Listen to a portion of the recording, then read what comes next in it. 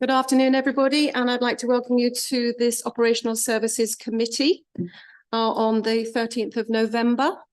And I will start with agenda item number 1, which is public questions.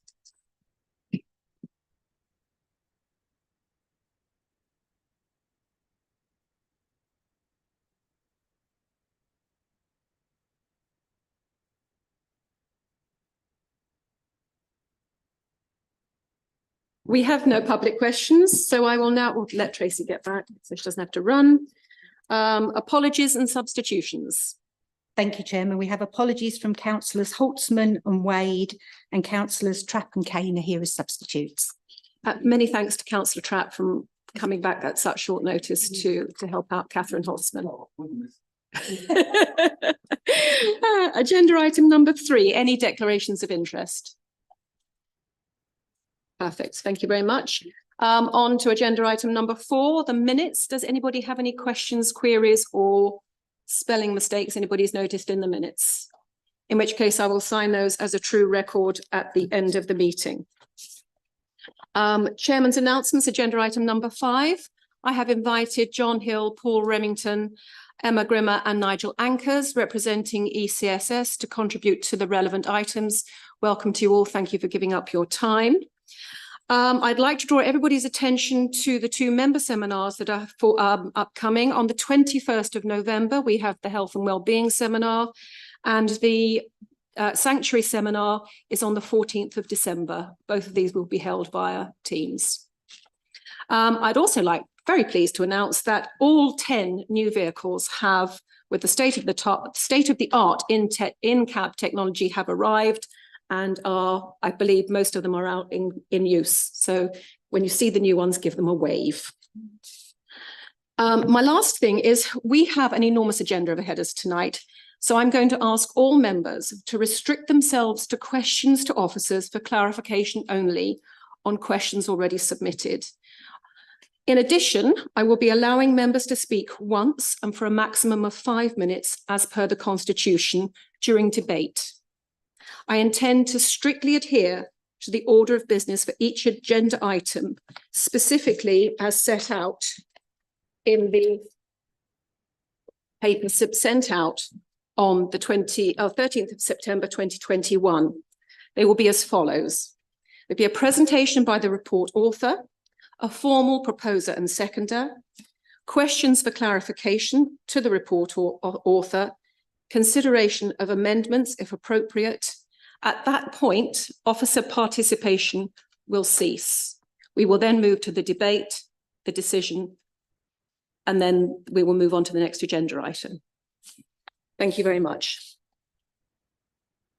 So now I would like to move on to agenda item number 6, which is the presentation of the ECSS half-yearly report.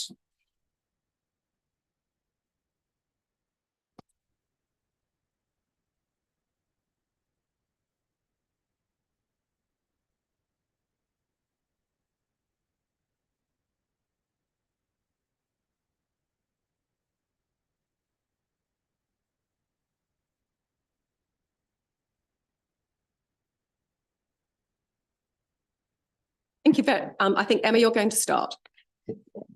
Yes, thank you, Chairman. The report before you is the East Cam Street Scene half-year update. It looked backwards and covers the period from the 1st of April 2023 to the 30th of September 2023. The purpose of the report is to provide Operational Services Committee, acting as the shareholder committee, with an update on the progress against the original business plan, the strategic risk assessment, and the current financial position. I'm conscious, Chairman, that you have a lot of business to conduct this evening, so I don't intend to go through this report in any great detail, but happy to take questions at the end. So pages 3 and 4 of the report are the performance indicators, and I won't go through these in detail because you actually have an agenda item that covers these in a lot of detail. So we'll move on then through the... Sorry, Chairman. I did want to draw out that there's been a steady improvement in the service, and it's important to recognise that now, and there is still a ways to go to get onto the track that we expect to be at. So members will now be familiar with Project Street Smart. which has a number of work streams within the programme, and this is set out on pages 5 to 14 of the paper. The themed areas of this are powered by people for customers and the staff, the robust and resilient, safe and green, and commercially minded. There's an update provided in the 6-month update to this, Chairman, in the report. The risk management is set out in pages 15 to 20. This reflects the current position, and I will be keeping this under review and reporting to every board meeting a risk management update. And then finally, Chairman, on page 21, you have the current financial position, which is projecting an overspend of 80,000.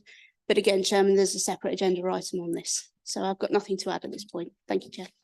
Thank you very much, Emma. Now, we have questions. And again, don't think I'm just taking these just on one side and then the other. They're just in the order that they've been submitted on the question sheet. Councillor Bellicott, do you have any questions for clarification from the officers? Thank you, Chairman. I'm very happy with the answers. Thank you very much. Councillor Pettit, do you have any questions for clarification? No further questions, Chair. On behalf of Catherine Holtzman, John, do you have any questions for clarification on her behalf? And Councillor Inskip, do you have any questions for clarification? Yes. So on my first question, and it was asked because effectively we seem to be having the KPIs on the delivery of the service in two places, one in this 6-monthly report and one in the when we're looking at the quarterly performance monitoring. In this report, obviously, we're acting as shareholders. So the answer tells me that there are other KPIs that look at how well the business is, let's say, the performance of the business rather than just the delivery of the contract. It doesn't, and it lists some. Could those details be shared with members, and could those be included in future reports? Because I think when we're wearing our shareholders hat, we're looking at how the business is, the KPIs of the business itself, rather than the service that they're delivering. Who would like to take that one? Chair, I'd like to be able to take that away because I believe that some of them are operational measures, yes, rather than strategic measures. So if I could take that away, thank you. Any further questions for clarification, Councillor Inskip? So this one, well, I guess the first request, can we have an electronic copy of the answers? Because I just checked my email, I don't have that yet. Because I looking at the answer to my question about the street cleansing schedule, it looks like there is a link to a document, but obviously it doesn't work on my paper copy.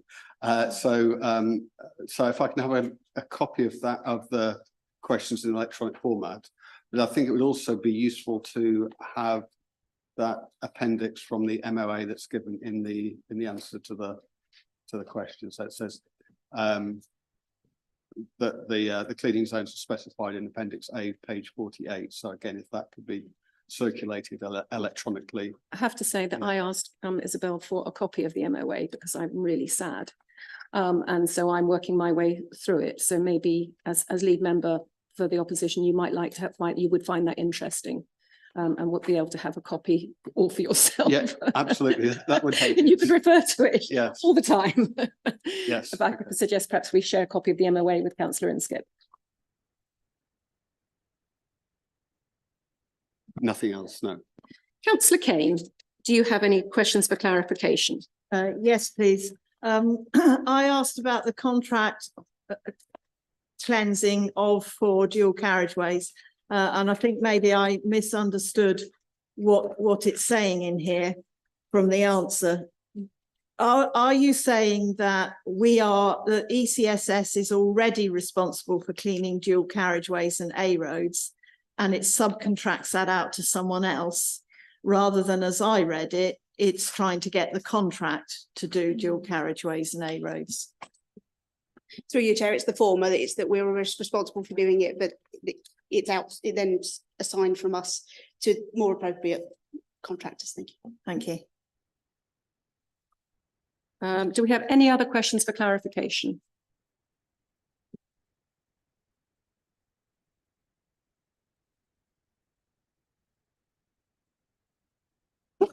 Do we wish to move to a debate on this item, or are we happy just to note? For noting, do we? Oh.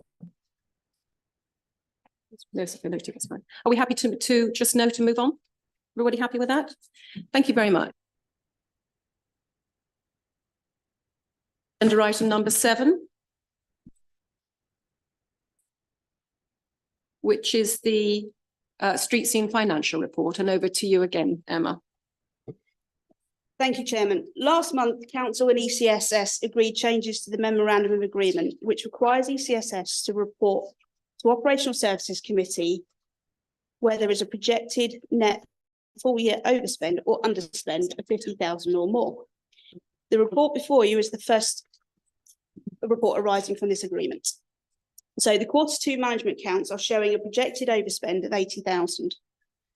Since the board meeting and the publication of this report, the NJC has agreed the pay award for 2023-24, and therefore it's appropriate that I report the current estimated additional cost of staff, which is 70,000 estimated, because we still have to work through the amount of hours worked and staff and leavers throughout the year. So it's prudent also for us to, in 24-25 budget, to reflect this so that we don't come up against this as an overspend next year. So the factors that contributed to the overspend are set out in 3.5 of the report. And it's worth noting, Chairman, that this net overspend, even with the additional 70,000, is manageable within the cash flow of the company.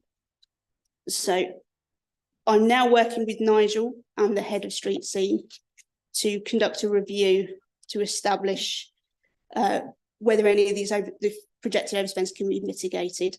And my report finding, I'll report to the ECSS board in January in 2024, and then if necessary through to this committee. So thank you very happy much. to take questions, Chair. Thank you, Emma.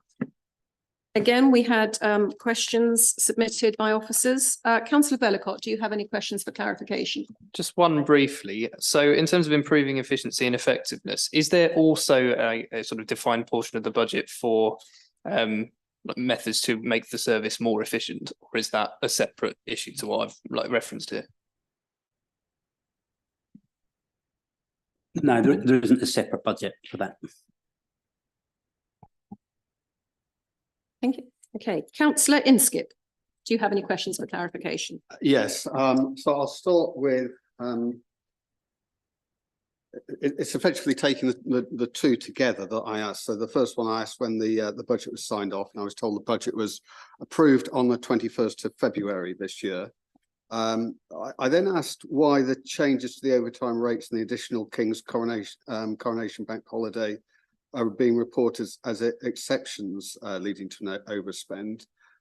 Because if I understand correctly, the revised overtime rates were agreed sometime in November. I don't know the precise date.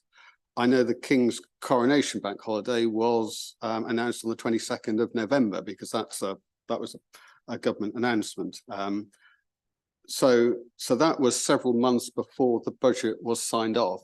So I was trying to understand so those changes weren't subsequent to the budget being approved. They were several months before. So I'm trying to understand why they weren't part of the budget. And the answer just tells me they weren't part of the budget. My question was why they weren't part of the budget. I'm afraid just an error. When I first started getting the budget spreadsheets ready, those things hadn't been announced, and just an error, and should have gone back and updated the spreadsheet, but didn't. Okay, thank you. My next question was whether it was necessary, whether it's going to be necessary to increase expenditure on street cleansing to deliver the requirements of the MOA. The answer says early findings show that in some areas ECSS is operating in excess of the MOU requirements. But if I look at the metrics, also in a number of areas, we're clearly falling short on the MOA requirements. So the strict reading of the answer is we're actually doing more than is required. But I was trying to understand, but clearly the metrics show me that there's also areas where we're doing less. So I was trying to understand what the net impact is once, if we align with the MOA. Is that going to cause us additional expenditure, or do we think we've got enough resources to deliver the MOA requirements? Through you, Chair, we are doing the street cleansing review at the moment, and there are certainly things that will come out at the other side of that review. But it does say some areas are overperforming, some areas are under. It will be some areas of overperformance and underperformance. So but it will come out in the review, Chair. Thank you. Coming back to the board in January and possibly you're going to bring the review back to the committee.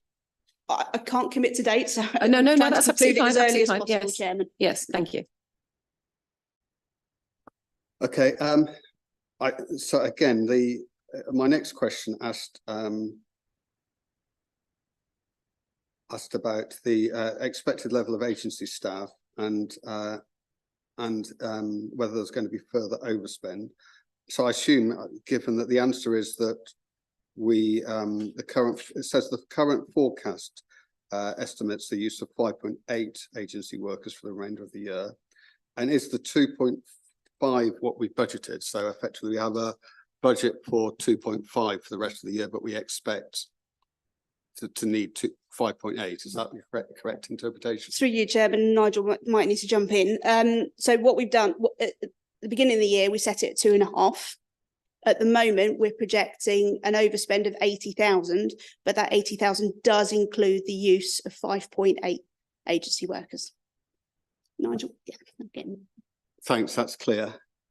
The next question I was trying to understand is because we have a number of overspends, and we're told that that there's work going on to look at coming back to potentially in January on that. I'm trying to understand whether we think that is enough to let's say to bring the spend back on track. My concern is that January is already 9 to 10 months into the year, so the likely my gut feel would be the likelihood of making significant savings in that period is unlikely. So do we think?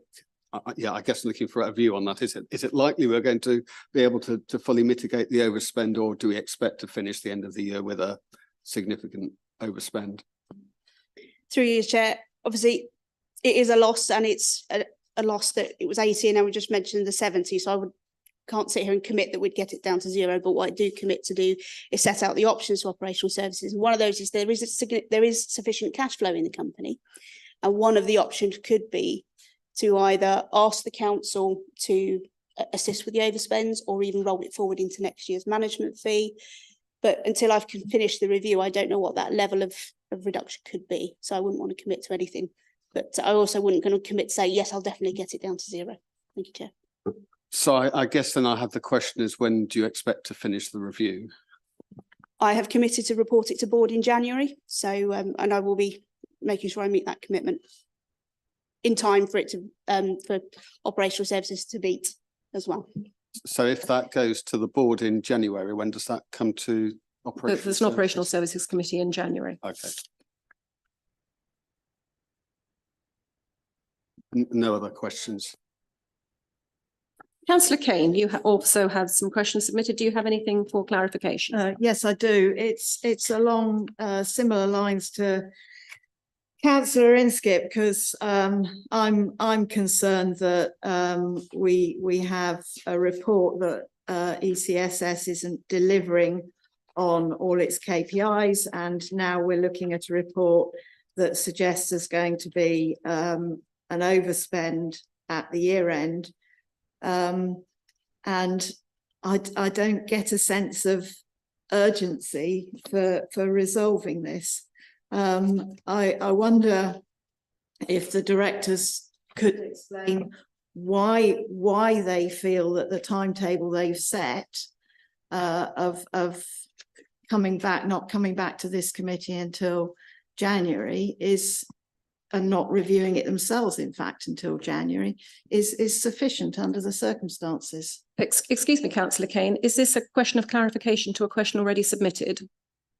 Yes, because I asked about why they thought it was sufficient to review quarterly management accounts rather than more frequently. But that's not about KPIs or performance, and this is what the review is taking place over the performance, not management Okay, accounts. well, I'll keep my question just Thank to you. why does the board consider that just reviewing the management accounts quarterly, i.e. not until January, is sufficient under the circumstances?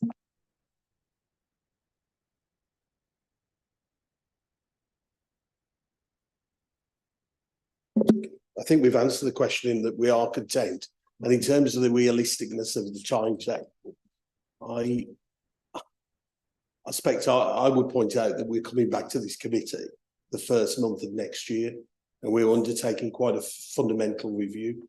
So I can't see how we can give the appropriate time to complete the review, which we want to be as sound and complete as possible. And if we're able to answer Councillor Inskip's previous question, provide mitigations to reducing what is a considerable overspend, we want to give the full opportunity to the new director to achieve that with our finance manager. And we feel it's appropriate then to receive a report in January. I personally believe it's much better to take an extra couple of weeks to make sure that it's right. The management of accounts reading here are reviewed on a monthly basis anyway. They may not report back to the board, but they are reviewed on a monthly basis. So if I could follow up on that as well, because the MOI actually says that review should be done by the performance management group, which includes ECDC staff.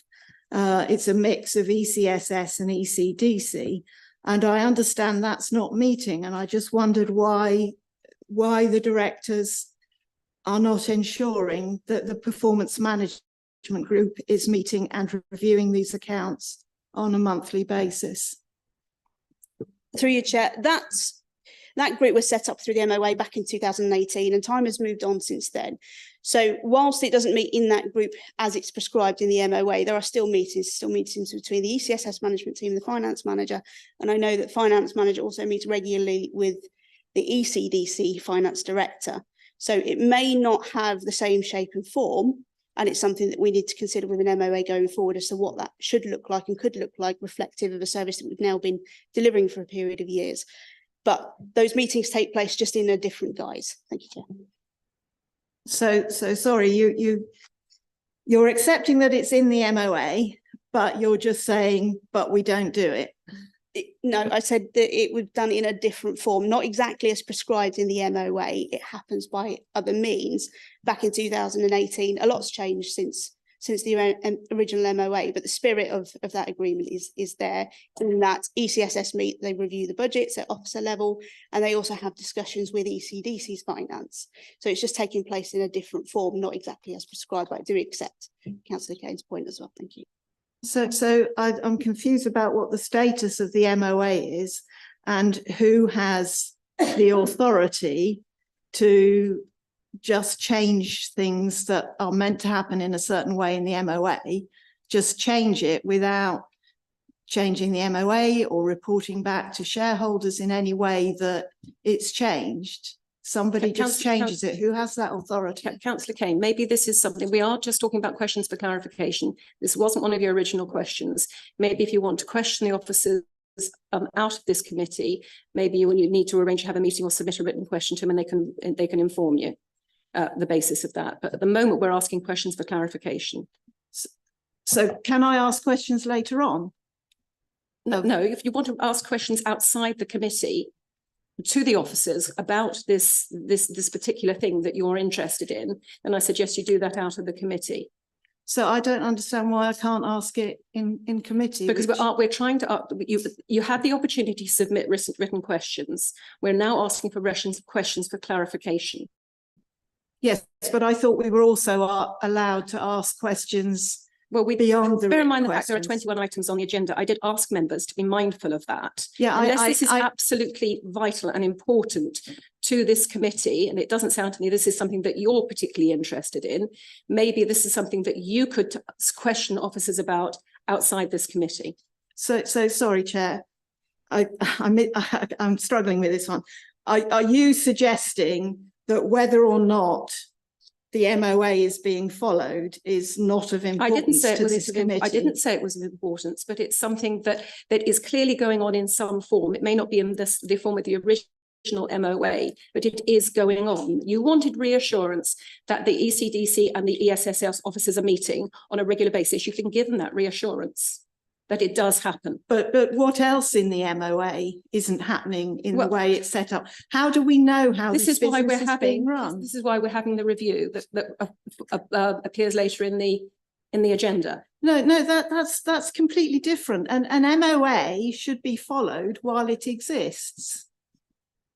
Yes, Councillor. I think we've answered the question that was provided to us. I think Yes. what I understand Councillor Kane is now asking, which is, is this an area of variation from the MOA? And I think you've had confirmation that that is the case. I think this is I think Councillor Kane, with respect to the Yes. chair, has two options. One is to have an off the committee conversation with directors and officers of ECSS to clarify Yeah. that specific point and any other areas of MOA.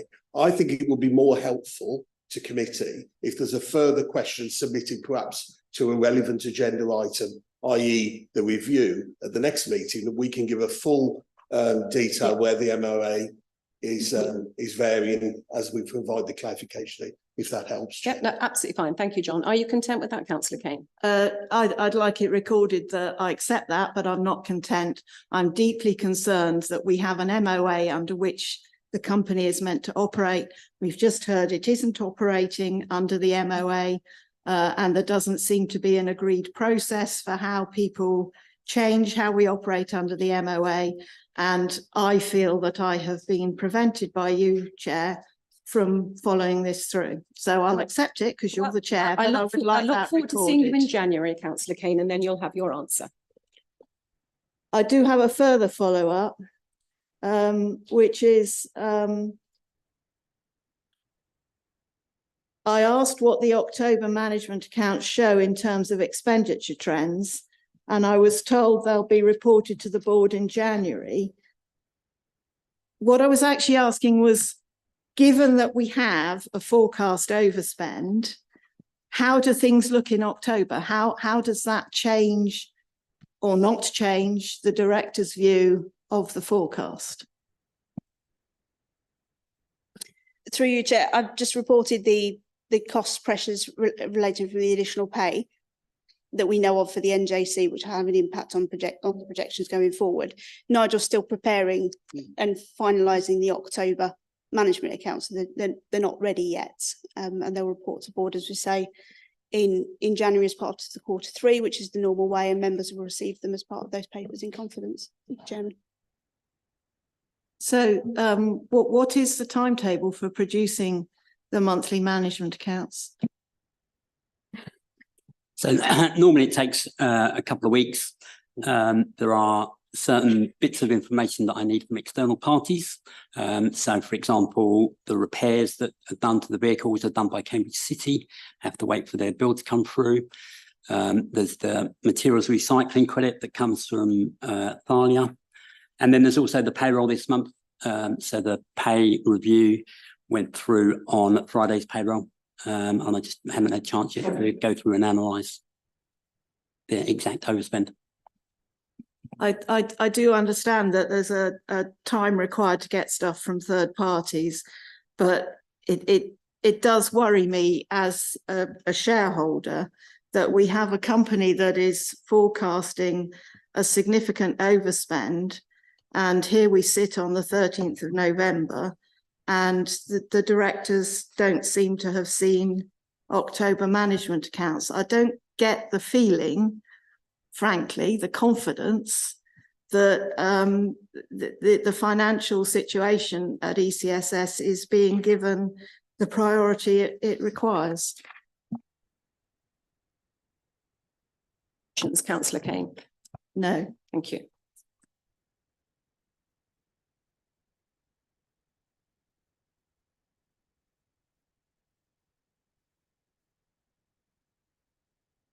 So would you like to debate this item?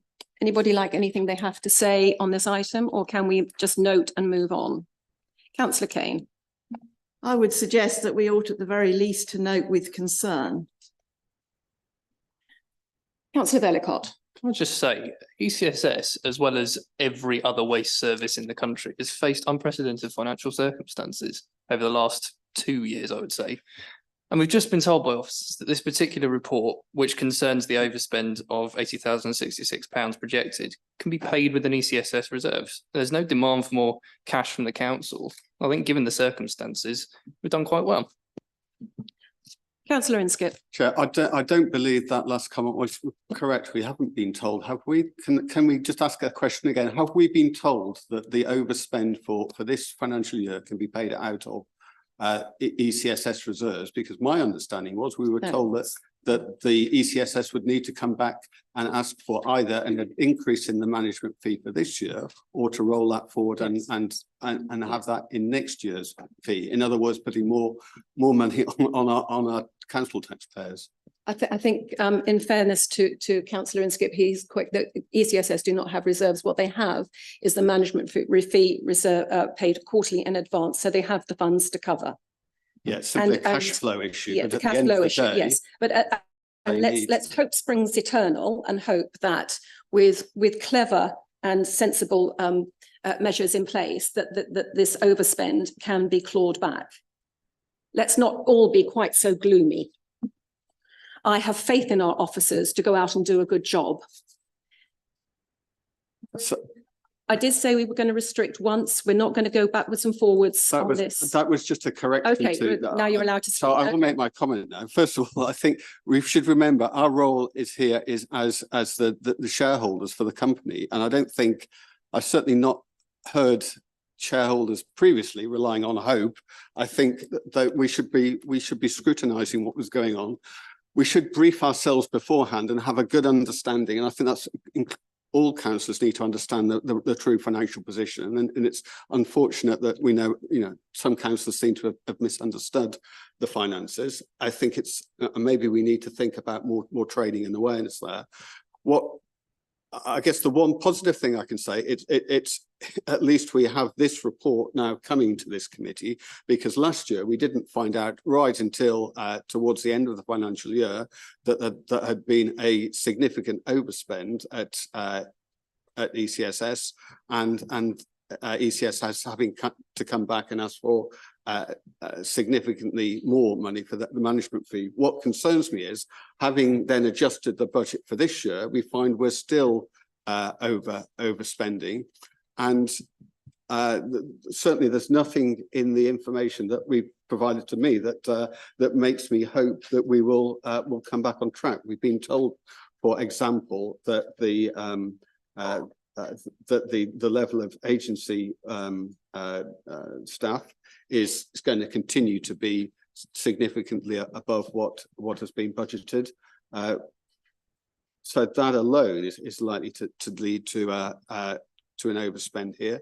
So I welcome the fact that we've actually got this report coming to committee. I don't share the same level of confidence as you, Chair, that things will be back on track at the end of the year.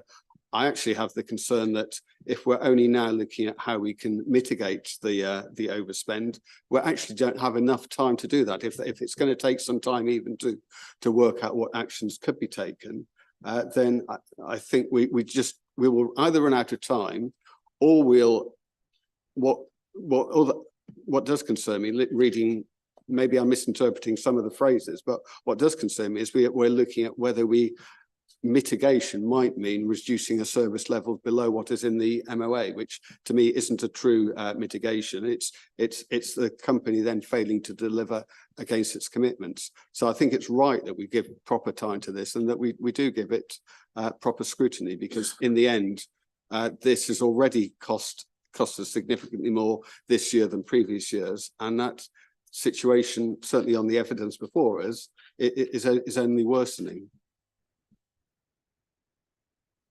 Thank you, Chair. Where do I start? As Nigel Anchors mentioned, in the forecast is forecast for 5.8 agency staff members. So with respect, Councillor Inscup, it's already in the forecast. It's a question of budget and forecast, which are different things, because you criticised other members for not reading the papers. From who you're getting that, I do not know. But in terms of the scaremongering you just mentioned about reducing service levels, ECSS have never said that. And I find that just a typical cheap political shot. And the paper says they've been certainly been working at mitigating these costs for some while. It's not as if this has just come upon them. They've been looking at this for some while. So yes, there's a lot more to do, but certainly, as I understand it, the 80,000 is the forecast. And finally, Nigel mentioned that it takes a couple of weeks to prepare the management accounts. We're not yet a couple of weeks from the end of the month. That comes on Wednesday, so I'm sure he's in the final state of actually producing the accounts. So I'm sure he's probably got a pretty good rough idea, but obviously he doesn't want to give that publicly at a meeting. I understand that because it's not final, but I'm a bit disappointed, I must admit, in some of the what are just political comments, to be quite honest. Thank you. Do we have any other comments from any other members? I would just like to say one thing, Councillor Inskip, is that some of the councillors are very new. So perhaps a little bit of kindness and a little bit of leniency rather than unkind remarks would benefit everybody. Thank you very much. Are we happy to note this item and move on? Everybody happy to note? Thank you. We'll now move on to agenda item number 8, which is the Q2 performance report for the waste and street cleaning services. Thank you very much for your time, members of the ECSS board.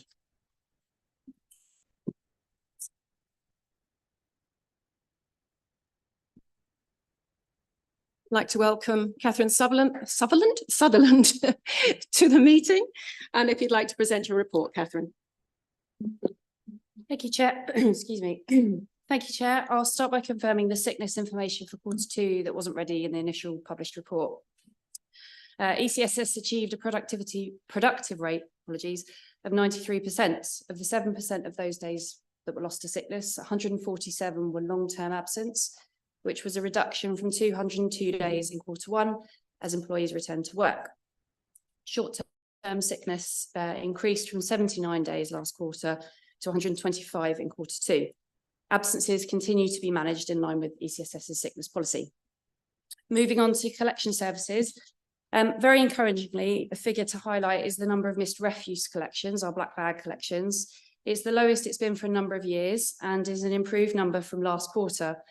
Members will remember the introduction of a new waste management technology system to the service. Crews have positively received the system and how it can help them and have embraced its use.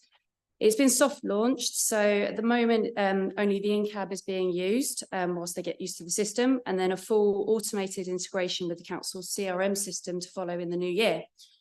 Once it's integrated, real-time information will be possible with only valid miscollection reports being able to be logged. We expect to see a further reduction in this number, therefore, and then the rollout of the system to our recycling and green waste crews in the next few weeks. We expect to see this performance reflected on those streams as well, and therefore an all-round improvement to residents' experience of the collection services. Members will note that ECSS were not able to achieve as many inspections to check the quality of the cleansing work activity in the district's roads this quarter. Having been challenged by a busy summer holiday leave period, whilst this is an underachievement, further analysis completed reviewing the street cleansing services has shown that year on year since 2021, service requests by residents to ECSS, have over halved this year. So in Q2 2021, we had 178 requests to the litter pick, sweep roads, report overflowing dog bins and litter bins. 160 were last year, And Q2 this year at 71, so a significant reduction. Renewed focus from the management team on ensuring they receive and review job sheets from every crew every day, comparing it to those against scheduled work has helped achieve this, as well as the effective project Street Smart, we believe, the building of resilience into the service. More robust absence management and recruitment, improved management of the vehicle maintenance contract as examples. As Street Smart progresses and the strategic service review is worked through, we anticipate the performance is targeted to improve. Members are also requested to note the highlight report for Street Smart, significant milestones including the recruitment of a permanent operations manager and depot/transport manager in place. At the depot, a new crew mess room, operations office, new training room are ready and currently in use. They're all contributing to significant fit for purpose service and has been well received by the team. So I would like to recommend that the contents of the report are noted, and Chair, I'm happy to take any comments. Very much, Catherine. Councillor Vellacott, do you have any questions for clarification? Only if you'll permit me, Chair, to say thank you very much for getting that data to me, which wasn't available, and also that your social media figures are wrong because I followed you at the weekend, that you now have 157. Councillor Inskip, do you have any further follow-up questions? So I just really, it's a clarification then. Yep. So in the two questions that I had around the inspections, so I think mention was made that there were 4 fewer. So if I understand correctly, then the number of inspections is set at 10 a week. So the aim is to do I assume then 130 per quarter. So in Q1 we were running at just a little bit under half that rate. In Q2 we're running at 6%, yes, 6% of that rate. I didn't understand really why we were so low, and whether whether the 130 is going to be achieved or not. Yeah, I mean, it's we just haven't had the capacity to get our supervisors out to do those inspections. So as I mentioned in the preamble, that we've been trying to look at also what the complaints to the service have been, to try and look at the quality of the work that our crews are getting out there. They are clearing those roads, cleaning those roads, and sort of anecdotal to look back to try and see if we've actually had those complaints to say that, you know, the quality of the cleanse is no good, or that we aren't getting out there. Yeah, what I'm trying to understand is we agreed a few months ago a new set of KPIs. This was one of them, and you're not even telling me at the moment that there are actions in place to get up to achieving that KPI. You're looking at alternatives at the moment. So I guess my real question is, when do we expect ECSS to be able to measure the KPI as was agreed only a few months ago? So the KPI is actually the percentage of the streets cleansed to a grade A. What we've done is include the information on those number of inspections that we have actually achieved. So the KPI isn't actually how many inspections we've done. It is how many of those roads that are cleansed have achieved a grade A. So it's to providing that information of the number of inspections is to provide a bit of context as to the reliability of that percentage achievement. Sorry, but the question I asked was, what level of inspections are estimated to be needed to give a reliable KPI measurement? And the answer given is 10 per week, or 130 per quarter. So we're saying there's a defined API. You've identified how many inspections are needed to give a reliable indicator of that KPI, but at the moment ECSS isn't delivering on that, and that's what bit I'm trying to understand. So we are looking at the number of, because we haven't been able to get out to inspect, we are then taking into account the information from residents that have been logged on our CRM system to check whether there are a spike in complaints, because like I said, we haven't been able to get out. We are confident as well, looking at the schedules and the job sheets that are coming back from our crews, that we are getting out there to cleanse. What we aren't necessarily doing is checking that quality of work completed. Shelley, still not. So is ECSS going to report reliably against the KPI that was agreed a few months ago? That's my question. I think the answer I'm getting is no. you're looking at alternatives. Through you, Chair, I think the Yes. question's been answered, but not as directly as Councillor Institute would like. What, from what I can gather, is we at ECS use the inspections as an additional measure of assurance that the quality of service provided is up to the standard that we would expect. The best way to test that is through inspections. So the work's been carried out, but what we're doing through the inspections is testing the quality and providing ourselves with the assurance that it's carried out to a high Is that quality within the standard. KPI? Thank you, Chair. Sorry, but we agreed a KPI and that's documented in the, because we had the report on what that would be. And that was this approach of having random inspections. I've asked the question today or last week, what level of inspections we needed to get a reliable KPI. That is 10 per week. That is not being done. This is the review. So my question again is, well, I guess what it seems to be the answer is you're not doing it. And if that's the answer, just say that's the answer.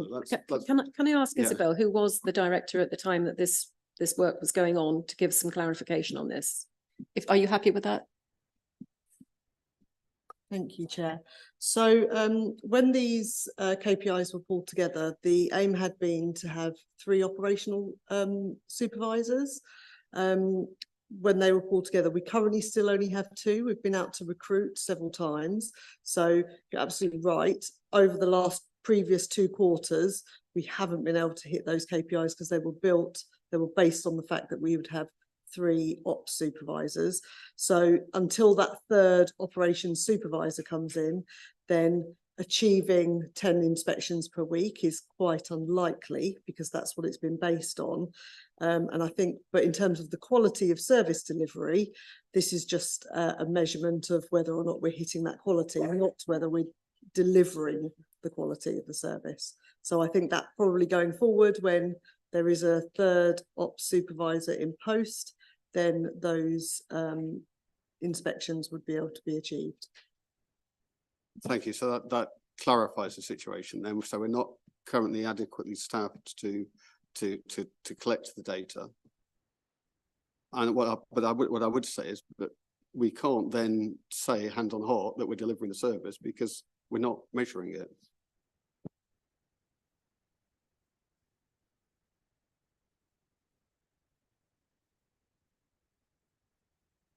Do you have any further questions for No. clarification? Thank you very much. Do we need to debate this, or can we just note and move on to the next agenda item? Carry on, yes. Oh, hang on, sorry. Fire away. Thanks. Sorry, I have got an additional question, if that's okay. And forgive me if this is something that's already been covered. I'm relatively new.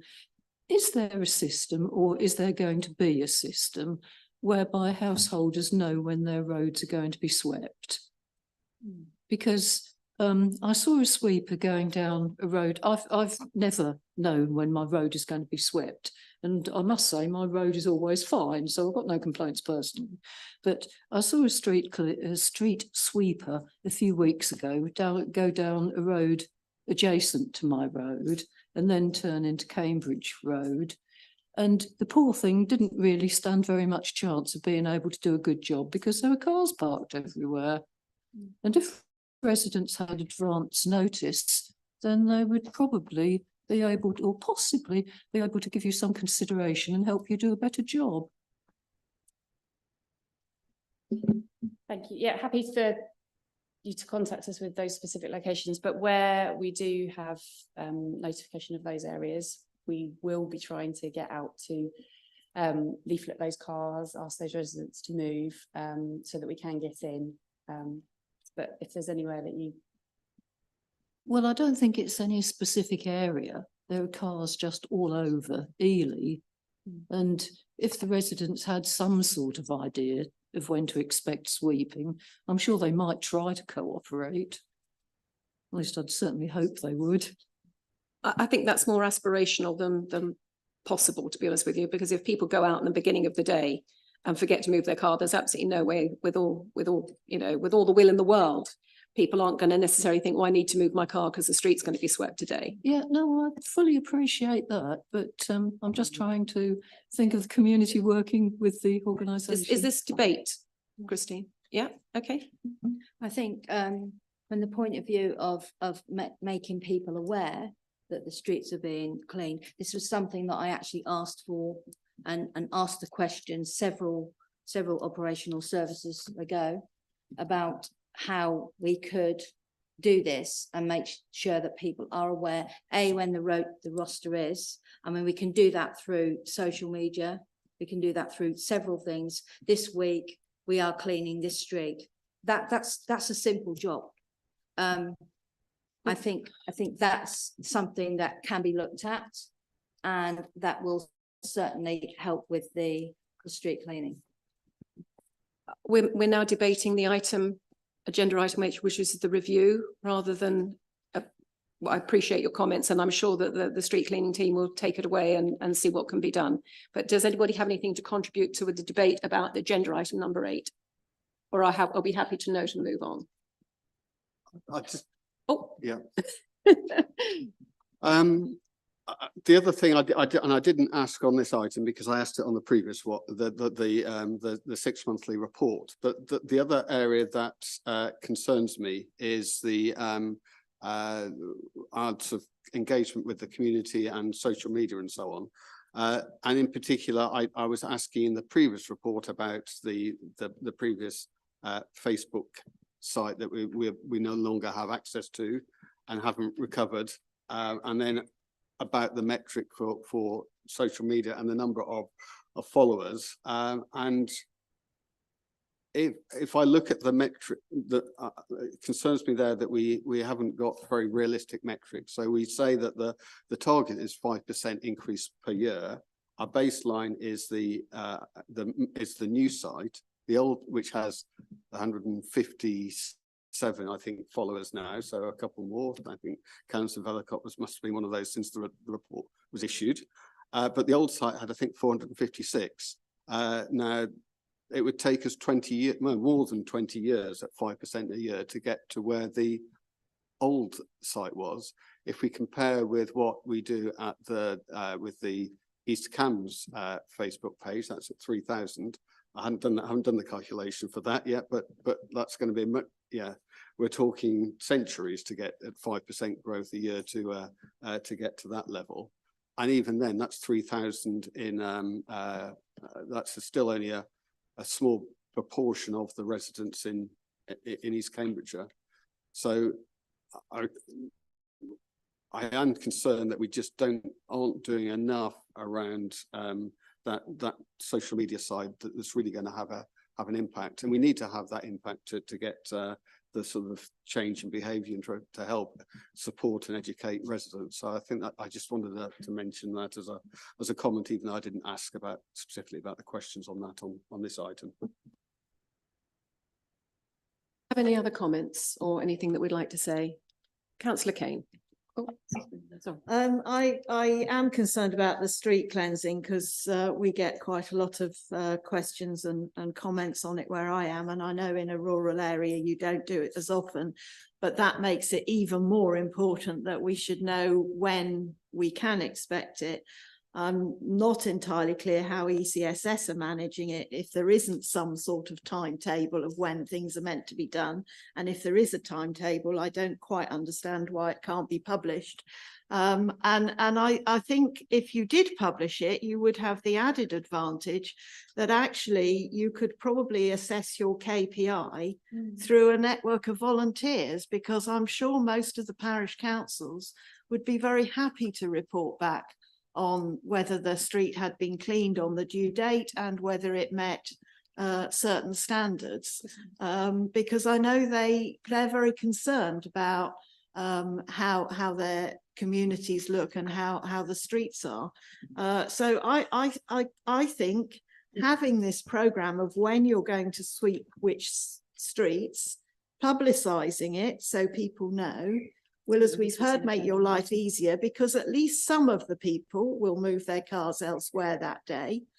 And it will also potentially give you a stream of volunteers who will tell you A, that it has been swept, and B, how well it has. And without that, the KPIs are sort of out of context, because you might have swept one street and then get 100% of meeting your grade A, but that doesn't actually really tell us very much. So we do need to understand how the actual street sweeping is happening. How often are we actually meeting that programme?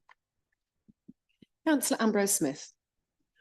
Just as a simple member of the great British public, if I'm out and about visiting, making random stops, just finding a place to park, it would not occur to me to wonder, oh, is the street going to be swept this week, today, this morning, this afternoon?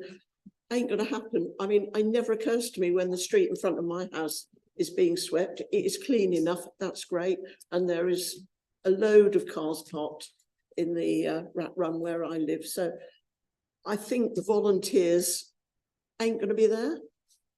Thank you, Councillor Ambrose Smith. Councillor Sharp, did you have something you wanted to say? I will do. I wasn't going to. I think, and I'm not following on the Facebook social media page, unlike others. Perhaps I should be. But yes, I mean, I think the more we can get the message out to the members of the public, the better.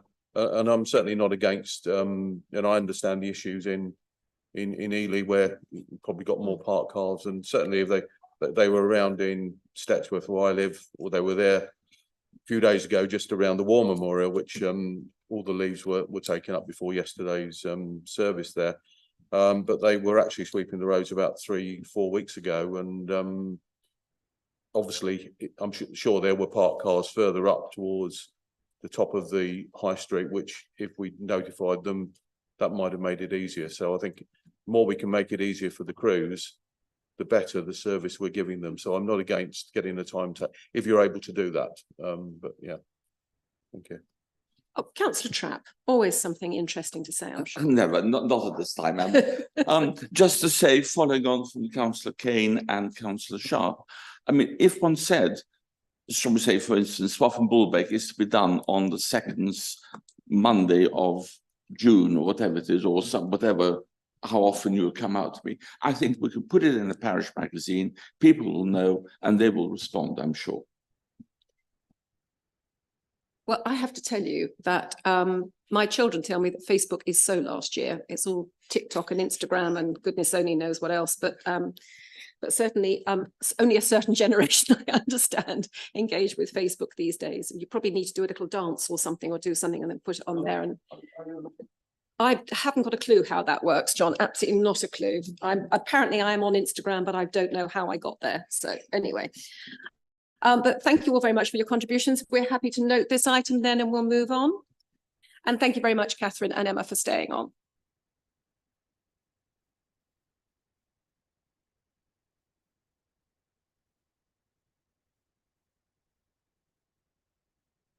We're now moving on to agenda item 9, which is the hydro-treated vegetable oil options. I believe we have an amendment on this item, but this is just for noting. What's the procedure here, Tracy, with this? Do we allow Liz to make her presentation and then we debate the? We don't know it's an amendment yet. We don't actually know it's an amendment yet because we have the recommendation proposed and seconded. Right. But normally the report author would do their presentation. So, but to date, we haven't been proposing and seconding. Well, for noting. In this case, because you have an amendment, you right need to. Okay.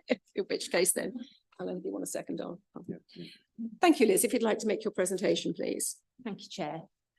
At the last committee, members requested a report on cost adoptions for both short and long-term use of HVO for our waste collection vehicles. As a result of a procurement exercise, ECS have obtained best market price for HVO at £1.71 per litre, 53 pence per litre above that of diesel. The HVO is available through our present suppliers of diesel, with the tank situated at Waterbeach Depot. The cost to run one waste collection vehicle on HVO will be an additional £449 per month. ECSS do not have sufficient budget to cover the additional cost of the use of HVO in this financial year. As a short-term option to allow a trial of HVO in one of the new RCVs, funding has been requested and agreed to cover a period from November 23 to March 24 from the Council's Environment Fund at a cost of approximately £2,245. To maintain this reduction in carbon emissions, the trial will continue and HVO purchased when possible within the budget allocated for ECSS fuel in 24-25. The council recognises that the waste fleet contribute to the council's carbon emissions. The trial will enable ECSS to monitor the impact the use of HVO on fuel economy and maintenance of the vehicle it is used in. If members were to support the move for additional RCVs to run off HVO, there would be increased costs. The table at 5.1 provides approximate costs over the trial period and for 24-25. ECSS will continue to work with neighbouring authorities to procure the most favourable options to drive the pence per litre as low as possible moving forward. Members are asked to note this report. Thank you, Liz. I'm happy to propose that we note this report. Do I have a seconder? Happy to second. Thank you. It's Councillor Sharp is going to second. We now also have an amendment proposed by Councillor Inskip and seconded by Councillor Trapp. Do we debate this now? Yes, if you'd like to. Amendment is taken first. We'd like to take the amendment first and then. Sorry, Chair, do you normally take follow-up to questions? Oh, do beg your pardon. Sorry, yes, I got ahead of myself there. Do we have any questions for clarification? Kelly Pettit, are you happy with and do you have any follow-up questions or questions for clarification? Thank you, Chair. No further questions. Councillor Trapp, on behalf of Councillor Holtzman. Not sure. That's okay.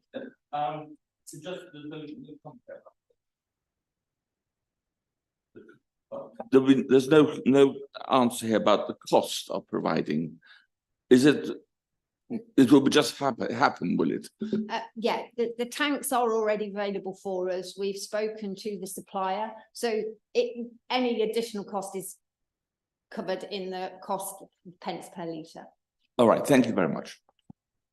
Councillor Kane. Yes, I do have a follow-up because since I asked my question, I've read some other papers and I thought the answer was going to be different. So I asked what assumptions the ECSS budget made about fuel types.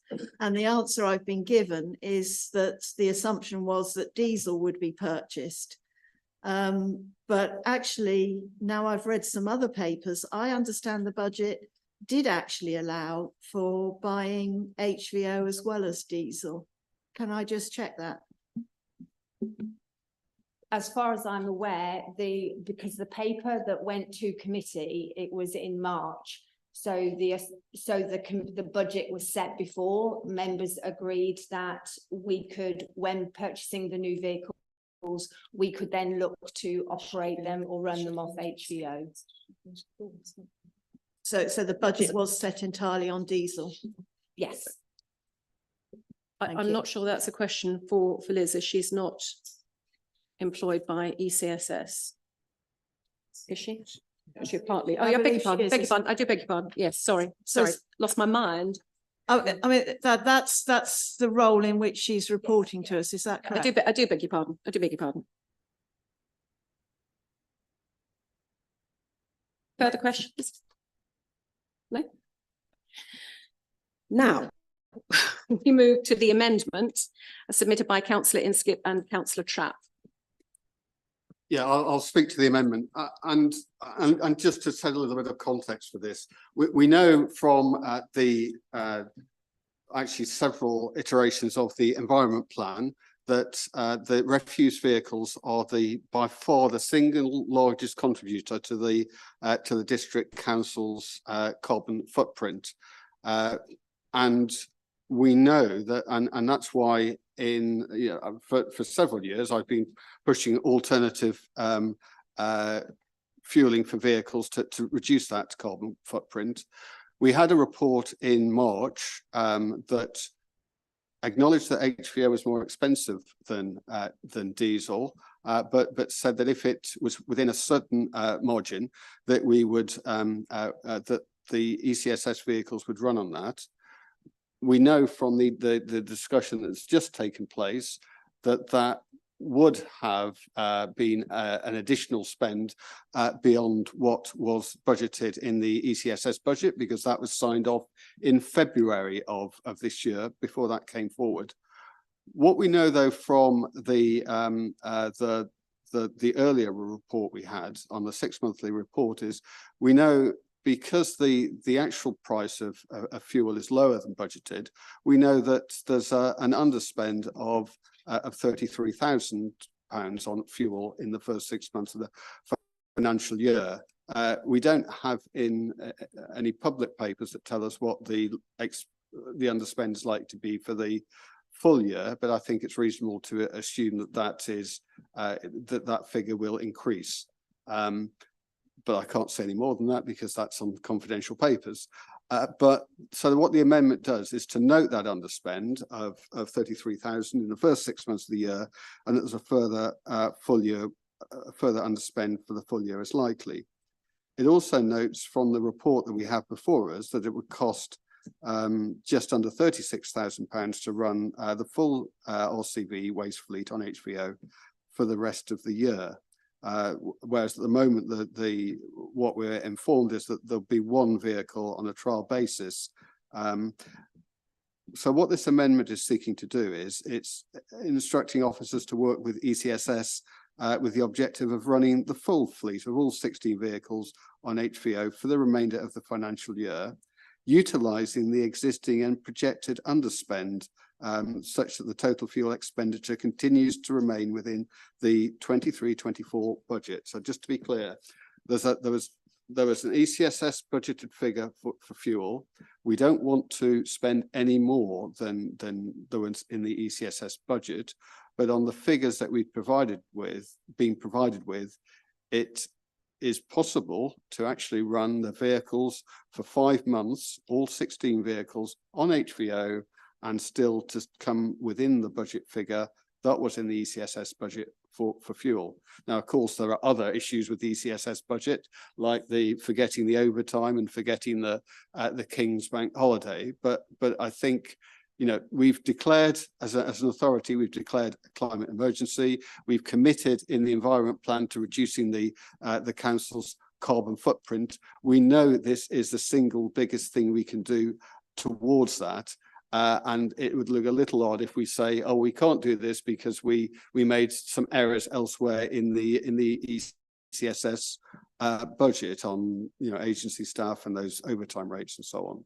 So and then finally, if we did do this for 5 months of the year, that would deliver around about 460 tons of, you know, CO2 equivalent savings, and that aligns directly with what we're saying we're going to do in an environment plan and what was talked about when we declared the climate emergency. Now, obviously, this is only for this year.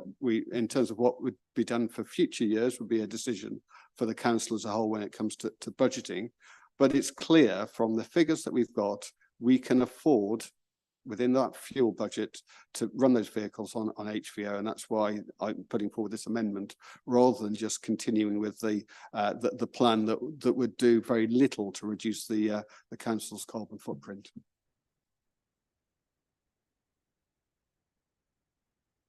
Yes, just reading through this. Reserving your right to speak. I thought you would, John. Yeah, just sort of reading through this now. Looking at point 2, it says to further note that it would cost 35,925 to run the full RCV waste fleet on HVO. It should be clear in that it would cost £35,925 extra to run the entire fleet on HVO. And as Councillor Inskip rightly alluded to, the fuel underspend will mitigate the overall overspend. We will end up spending far more money. And if we keep going along those lines, at some point we go back to our residents and say, okay, give us more money for the management fee. And I don't feel comfortable doing that. And in terms of point 3, it sort of seems to allude that we're not doing anything to get the entire RCV fleet on HVO. I think everyone on this council wants to get the entire RCV fleet on HVO. But the problem is, whilst it is a little bit disappointing, this trial gives us a unique opportunity. It gives us the ability to determine the efficiency of HVO against diesel, and it also brings the carbon emissions down a little bit, and it keeps us within a reasonable budget. So I'm afraid I can't support this amendment.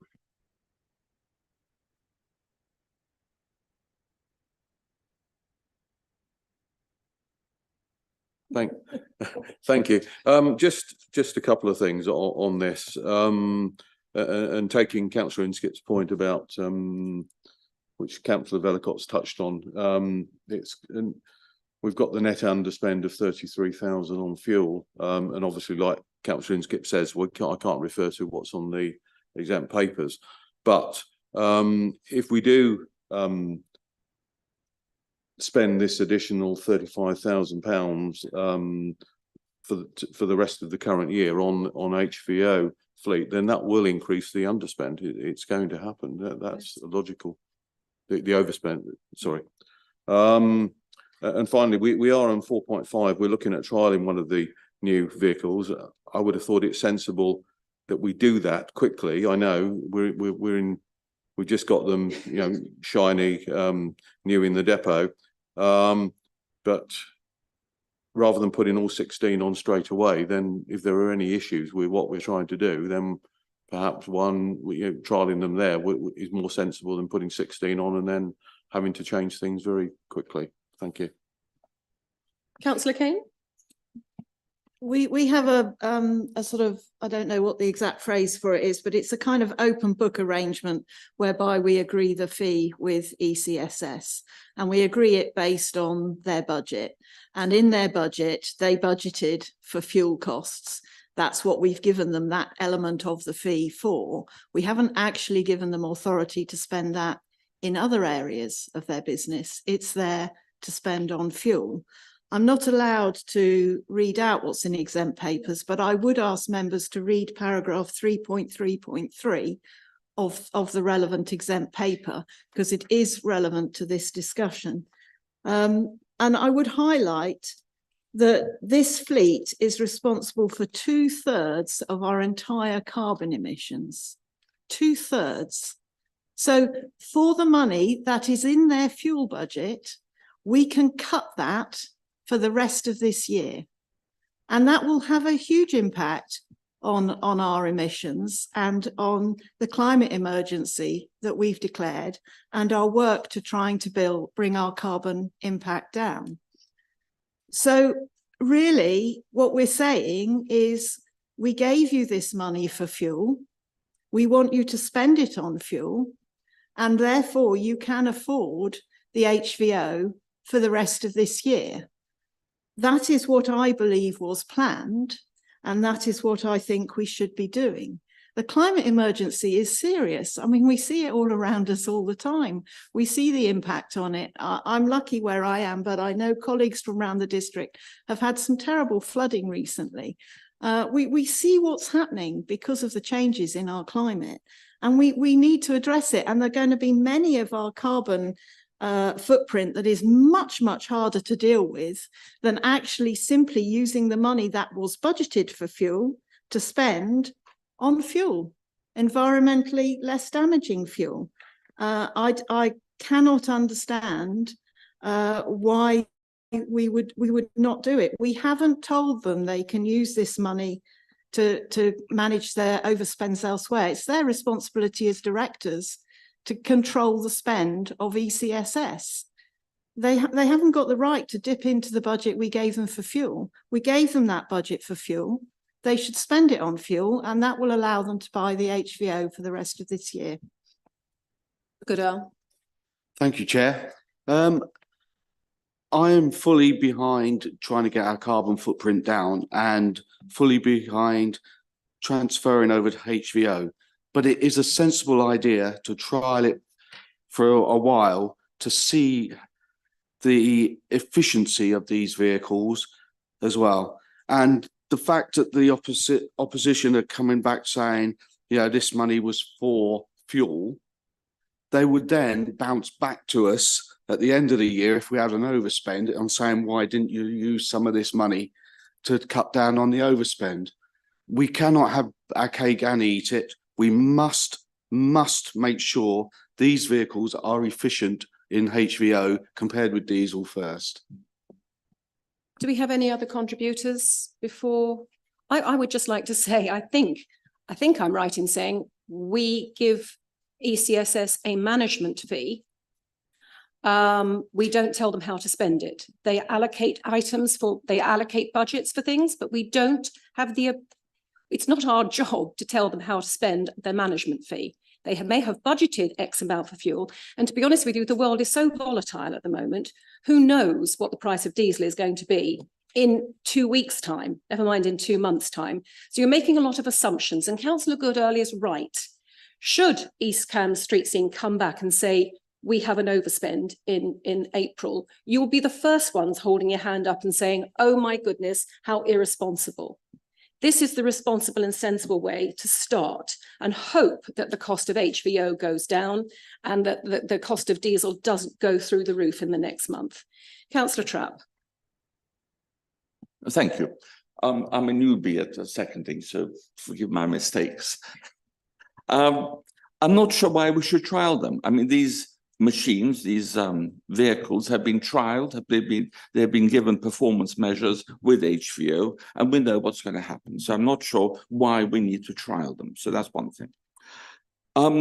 Reducing CO2 won't be cheap. We know this. We know this very well. And all we're doing is actually putting off the day that we are going to be reducing CO2. So it just becomes like a watershed.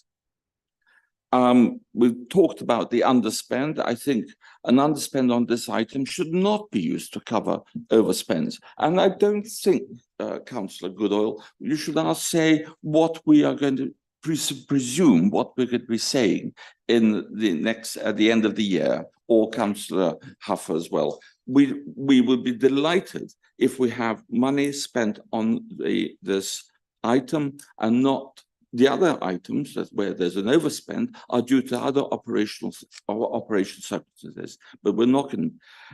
The other thing is we have already spent money on reducing CO2 usage, something in the Grange, the PV panels on, I think, at the Little Port Depot, things like that. So we are already spending significant amounts of money on trying to reduce CO2, and these are to be applauded. The other thing is it will be a better environment for both the operatives, because they're going to be working with these vehicles all the time. So having less diesel fumes, I think, might be better. And certainly the public on the streets that we are operating. And then the other one is it's going to be sending a clear signal to the community that we are committed to reducing CO2 usage within the district. I mean, for instance, we're talking about the effects of climate change. I mean, this morning I was driving with storm Debbie up the country. You know, there was a rain cloud around me. So I hope that this item will not be based on party political voting. That there's people here who will actually think this is going to actually help the council. And I would like a recorded vote, please. Councillor Ambrose Smith, I just let you. I'm not sure if that's technically allowed, but because you said. I thought that was summing up. Well, yeah, I think technically, Christine, you're not just allowed. had a thought. No, well, I'm not sure you're allowed to have a thought. You're gonna have to keep it inside. Am I right in thinking that the new vehicles, irrespective of what they run on, will be less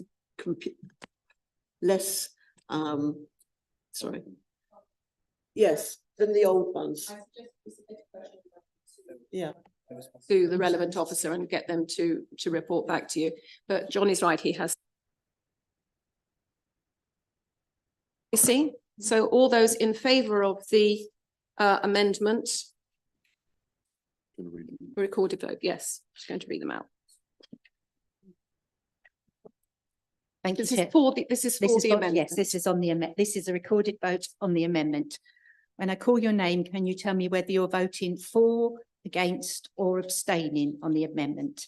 Councillor Christine Ambrose Smith. Against.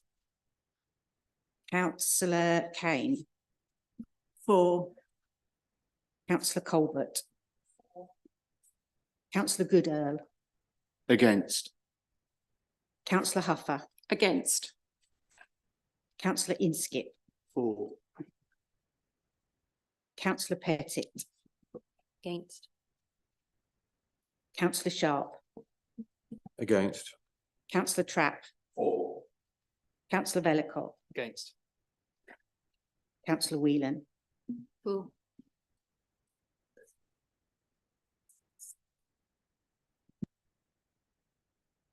So the amendment is lost by 5 votes in favour to 6 against with no abstentions.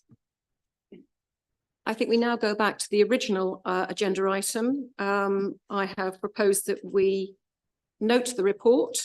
Councillor Sharp has seconded. So can I have a show of hands, please? All those in favour?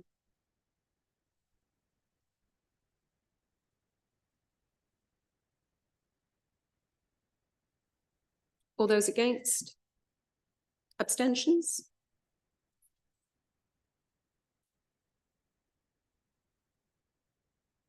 Thank you. Now, this would be an apt time for a potential comfort break.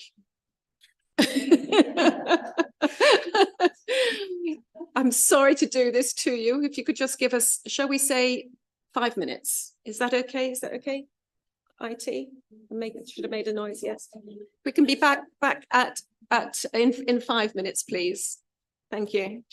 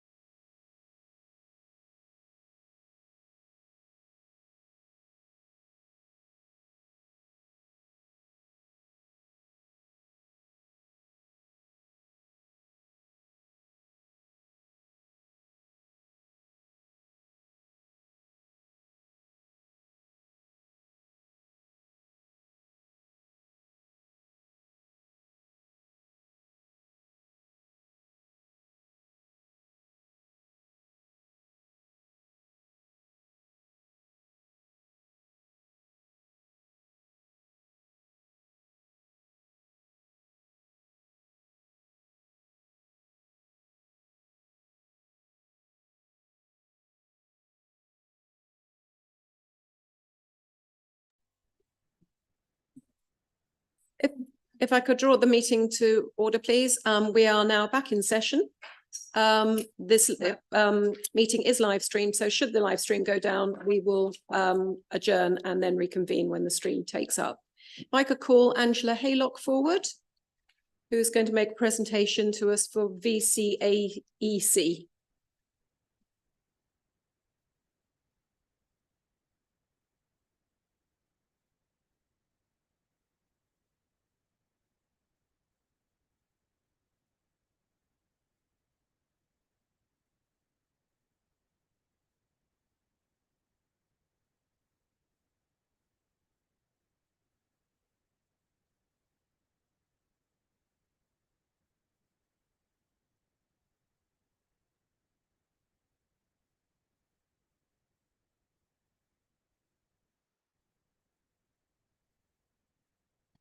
You need my They microphone. can't hear online.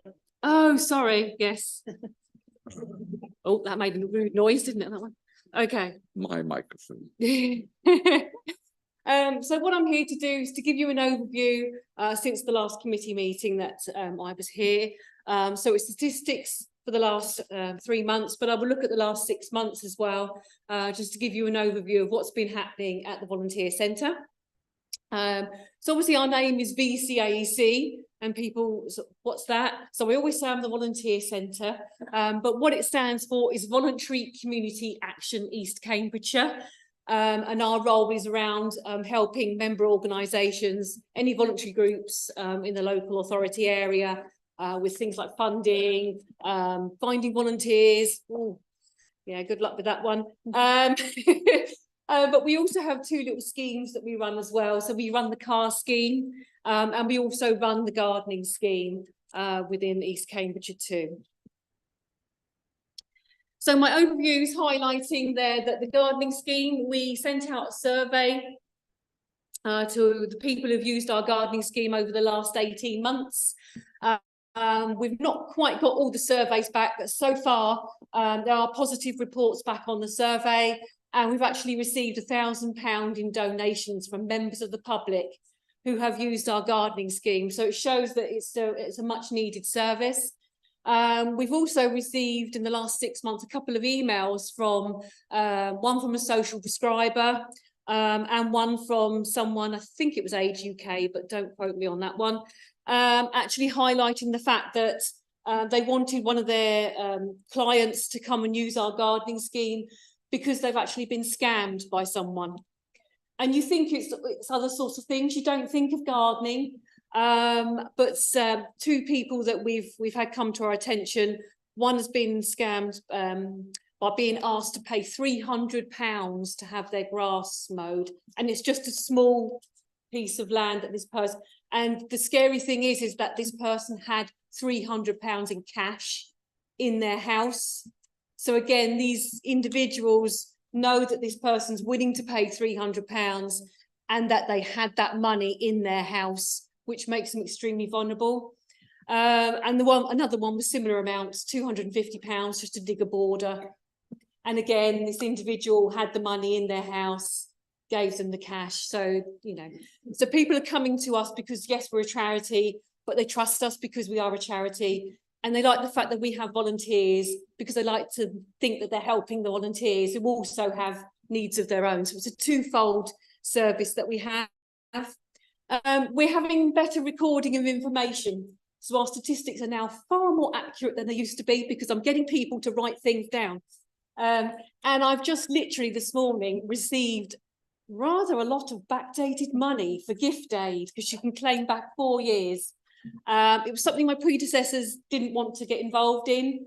But I thought, well, I'll give it a go. And we've received quite a bit of money this morning for 4 years worth. So we're getting that money's coming in. We're not just relying on the one source, which is yourselves. We are trying to find different sources of funding for us. So statistic wise, the little green bits are the bits that we have done, and the blue bits are what our targets are. So this is for a whole year. So obviously I'm reporting on 6 months at this moment in time. So we're on target for the majority of our statistics that we're sending out at the moment. So the car scheme, I've got the September stats, which I didn't have when I reported on this, so it is slightly higher than it was. So 329 journeys. We did 6,949 miles and 363 hours. That's just in 1 month, September. So that's added on to these figures that we've got there.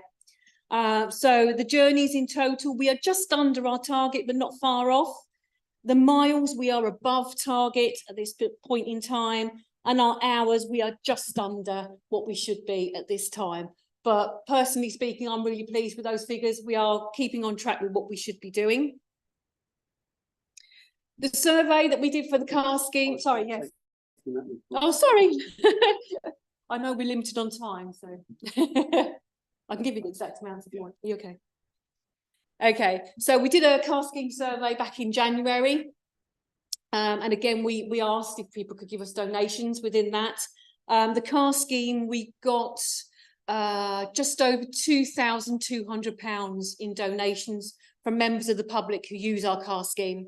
So again, it's a much loved service that we provide. And just a couple of the reports that we got back.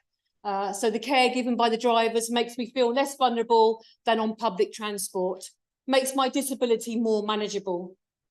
A fantastic social service, which we are fortunate to have available once we have booked an appointment. A further benefit is the knowledge of the driver and many of the varied departments, offices at local hospitals. Anyone who's been to Addenbrooke's will know, every time you go there, there's a new department been built and you think, oh, I don't know where that is anymore. So our drivers, you know, just know their ways around the hospitals, etc. So for the volunteer centre role that we have, we're actually above target at this present moment in time. So our target is 85 members of the public contacting us in some shape or form about volunteering. And we've actually done 62. So we're above that at this present moment in time. The gardening scheme, again, showing you what we're you know, our targets and where we are. We're way above our target. But that is down to me being really nasty and making my gardeners make their statistics and put their figures in. So I make them sit there and tap the amounts in. What we weren't doing, we weren't actually totaling up the numbers of volunteers we had. We weren't totaling up the actual hours that they did. So for instance, we did a garden clearance 3 weeks ago now. There were 7 volunteers and they all did 4 days. So 7 times 4, maths isn't great, quite a bit. And so those figures weren't being totaled up correctly. So, you know, now we can prove actually what we're doing and obviously the amount of value that goes into the local community. So we are way above on our targets for the number of hours, and we're actually way above on the tasks completed as well. So how many, you know, visits we make, even though we had the truck off the, you know, for the whole of, well, nearly the whole of July, because its clutch decided to blow up on us. So we had to have that repaired, but, you know, we're doing really well. And then again, we've done the survey. So one of the responses we've had, they've used the service for over 8 years and find it really helpful. And again, they just trust the service. They trust, you know, who we are, what we stand for, etc. And they don't want to go anywhere else. So what's known as our CVS function. So this is whereby we help local voluntary organisations and local groups. So as I say, it's things like funding, advice and guidance. So training, we're on top, well, we're actually above because we've already delivered our whole year's targets for training. Newsletters, we're on target, so we've done half where we should be. Partnership meetings, we're above. I've attended far more meetings than I can think about. And funding assistance, we're again slightly above, but it does tend to be sort of the beginning of the year, you tend to get more inquiries because people start thinking financial year, etc. So again, I'm really pleased with the amounts and where we are on our targets for those. So obviously the social value, you know, we all think, oh, just a volunteer, you know, that's free, isn't it? There's no money involved in that. But actually, if we did have to pay them, you know, in the last 6 months, the amount of hours that they've done, you know, that's £142,000 back into the local, in theory, back into the local community that our volunteers have offered. And that's our office volunteers, our gardeners and our drivers. All told, we have just, I think there's 40 volunteers at this present moment in time. And then myself and a part-time gardener as well. So 1.5 full-time members of staff and 40 volunteers help me out in the volunteer centre. So I'm really, blessed with the number of volunteers I have. But I do know from myself and other organisations, and obviously the conversation you had earlier about volunteering pricked up my ears. They are really difficult to get hold of. So if you ever find volunteers, keep hold of them because they're a valuable resource. So has anyone got any questions? I know I whizzed through those. I was told just to produce my targets.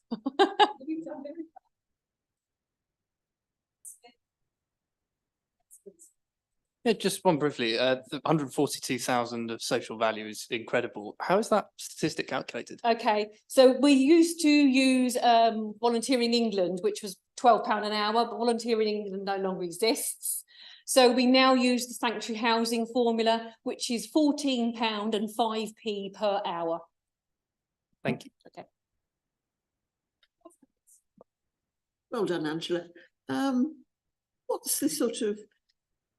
What's your standard volunteer? Do they tend to be early retired or stay-at-home people?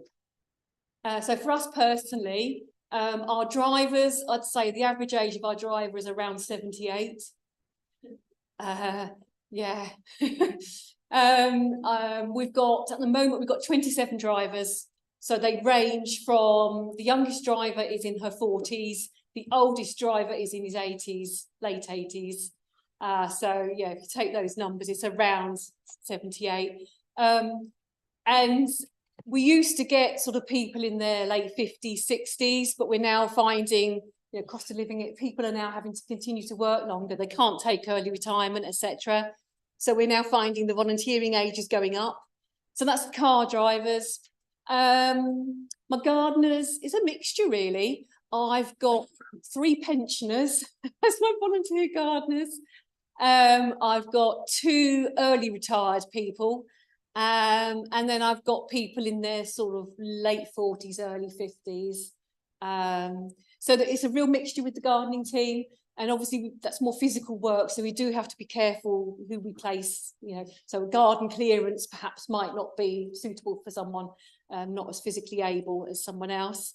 We've also got someone with dementia who volunteers with us. And we've got someone who's got an acquired brain injury. So we're helping them sort of, do what they want to do, I suppose, being outside in the fresh air, helping other people. And we did have someone up until April who was long-term unemployed, but we managed to place them in employment. So, it's a miss for us, but obviously it's a gain for them, which is really good. The office, probably, I'd say probably over 60s in my office as such, and my trustees are all retired. you mentioned the age of the drivers. You're covered by some sort of overarching insurance, because I would imagine that if someone applied for car insurance or something and they were sort of 79 3/4 and they happened to say that they volunteer using their car, they could probably get quite a sharp reply, wouldn't they? I mean, from what I understand, and I always say that when I meet up with a new volunteer who's interested in volunteer driving, is first things first, contact your insurance company and find out if they're okay with it. When I first started with Volunteer Centre back in 2013, we did have a few insurance companies who just didn't want to know, no, you can't do this, that and the other. They've been much more relaxed in the last, well, since COVID, to be honest. And now they actually encourage it, I suppose. They don't penalise people for being a volunteer driver. So it's really good in that respect. When we get over 80s, we have to start thinking more around, are they safe to drive and are people willing to be with them, etc. I've only got 2 drivers who are over 80 at the present moment in time. So, all good stuff. Well done. Thank you. And then Councillor Trapp, did I see? No. Yeah, so just to say, I think it's really good to see the data you've got, and you've got a much more accurate sort of picture of the volunteering hours, and it's really impressive to see how much that is. And I think going back to that social capital question, you know, I think it's, if anything, that underestimates, you know, the real value. I say as someone who doesn't do all his own gardening and does pay someone to do a bit of gardening, let's say the real rates are much higher than that. The one question I've got is what is it like in terms of trying to manage, say, demand versus volunteers, and how does that, how do you cope with that, and what does that look like? Okay, so the gardening scheme, on average, during the summer, it was an 8-week wait. So people would phone up saying they need help with their garden, and we would say, well, we can come out and do an assessment, but you will probably have to wait 8 weeks before we can actually carry out the works. People, as long as we were upfront with people, they were okay with that. We had a couple of people who pulled out, but the majority have said, no, that's fine, we'll wait. Especially if it is a garden clearance. You know, it's one of those ones that not many people want to take on. A professional gardener would generally doesn't want to do a garden clearance where you can't even get in the back gate. We've had ones where we've had to take a photo over the next door neighbour's garden to take a photo of the garden. And that was the one we went to 3 weeks ago. We're going back in January to finish the rest of the garden off. And that was actually a referral from yourselves, from the Environmental Health Department. So people do understand, and generally speaking, people will wait. The car scheme, we ask people to give us as much notice as they can. And we do have people ring up, oh, help, I need someone to take me tomorrow. We try our best, but again, we do explain, well, we are all volunteers. We haven't got someone sitting here waiting for your call, but we will try. I'd say 95% of the time we do manage to do the car scheme journeys. Sometimes we have to let people down, and we have had occasions where we've had to let people down because we haven't got a driver. And the shocking thing is that that individual has then said, oh, well, I'll cancel my appointment then, which is awful, because actually they're then, you know, I don't know when their next appointment is off the top of my head, but they've cancelled their appointment because they cannot get there by any other means, or they don't trust anyone to take them by any other means, which obviously makes you feel really awful. But, you know, if your drivers are all out, there's only so much you can do. Is that, well, yeah, okay, thank you. Yes, thanks. Do we have any other questions for Angela? Oh, Councillor Trapp, we have got you. You're well waving your pen. Get a question in. How do you recruit your volunteers? Is it word of mouth, or is it more targeted advertising? By hook or by crook, I think. No, generally my best place of getting volunteers is on the Facebook, which is for us old people. Yeah, over 40, you can get people on Facebook. Anyone under 40, you've got to go on, as you say, TikTok, Instagram.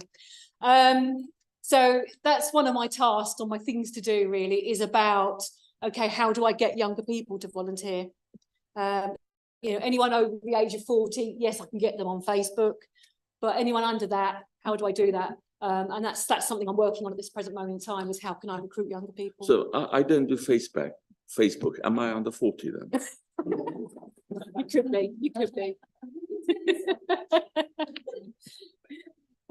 But yeah, that's where I tend to get most of my recruits. Thank you very much. All right, thank you.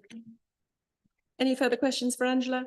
I just think I'm saying, speak on behalf of the whole committee, is thank you enormously for everything that you do. I have no idea how you have the patience and the wherewithal to do it, but thank you very much indeed for everything you do, and pass our thanks on to all your volunteers as well, because it's a wonderful service. Thank you very much. Thank you very much. Thank you. Okay. Coming to yet another meeting. We're now moving on to agenda item number 11. The budget monitoring report, and we've got Anne who's going to make the presentation for us.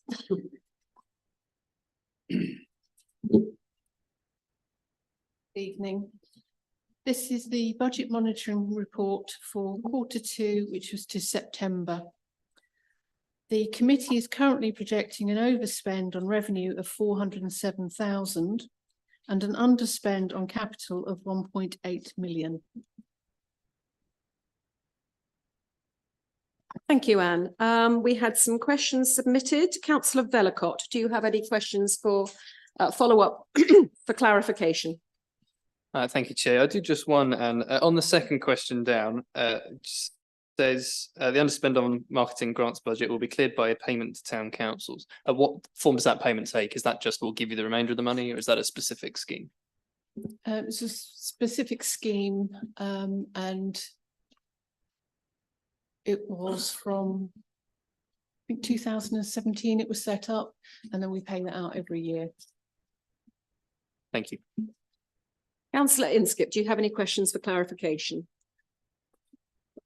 I'm still a little unclear on the planning sort of overspend, because I did ask this and this same question when there was a £200,000 overspend, and I didn't get. I got the full answer in an email after the meeting, but it was remarkably similar to the answer here, which was that there would be more large fees coming in later in the year, but that was to come out with 200,000. We're now on 400,000. How confident are we? I guess it's we're talking about anticipating a small number of major applications. That was the answer I got last time, and clearly there's now less or fewer. I'm just wondering whether with the 400,000 is let's say still on the optimistic side, and it's more likely to get worse rather than better, because I can imagine, you know, there's not an awful lot we can do to reduce costs. This is really supposed to be for clarification, Councillor Inskip. Yeah, and this is the bit I'm struggling with, because as I say, I've seen I have the same answer as last time, but with twice as much overspend as last time, and it's not clear to me what's changed. Want to take that as well? Thank you. So I suppose there's two things that changed. One, that the major projects that we have, are in dialogue with developers over, and we're expecting, they have slippage in their own projects. So if we're expecting something in Q2 and it doesn't turn up, it will be because of slippages in there. So we can only base these forecasts on what the developers are telling us. So potentially they've got more slippage than we're anticipating. And just the sheer volume of drop off overall, and to sort of give you a sense, we generally by year end are achieving around £1 million worth of fee income.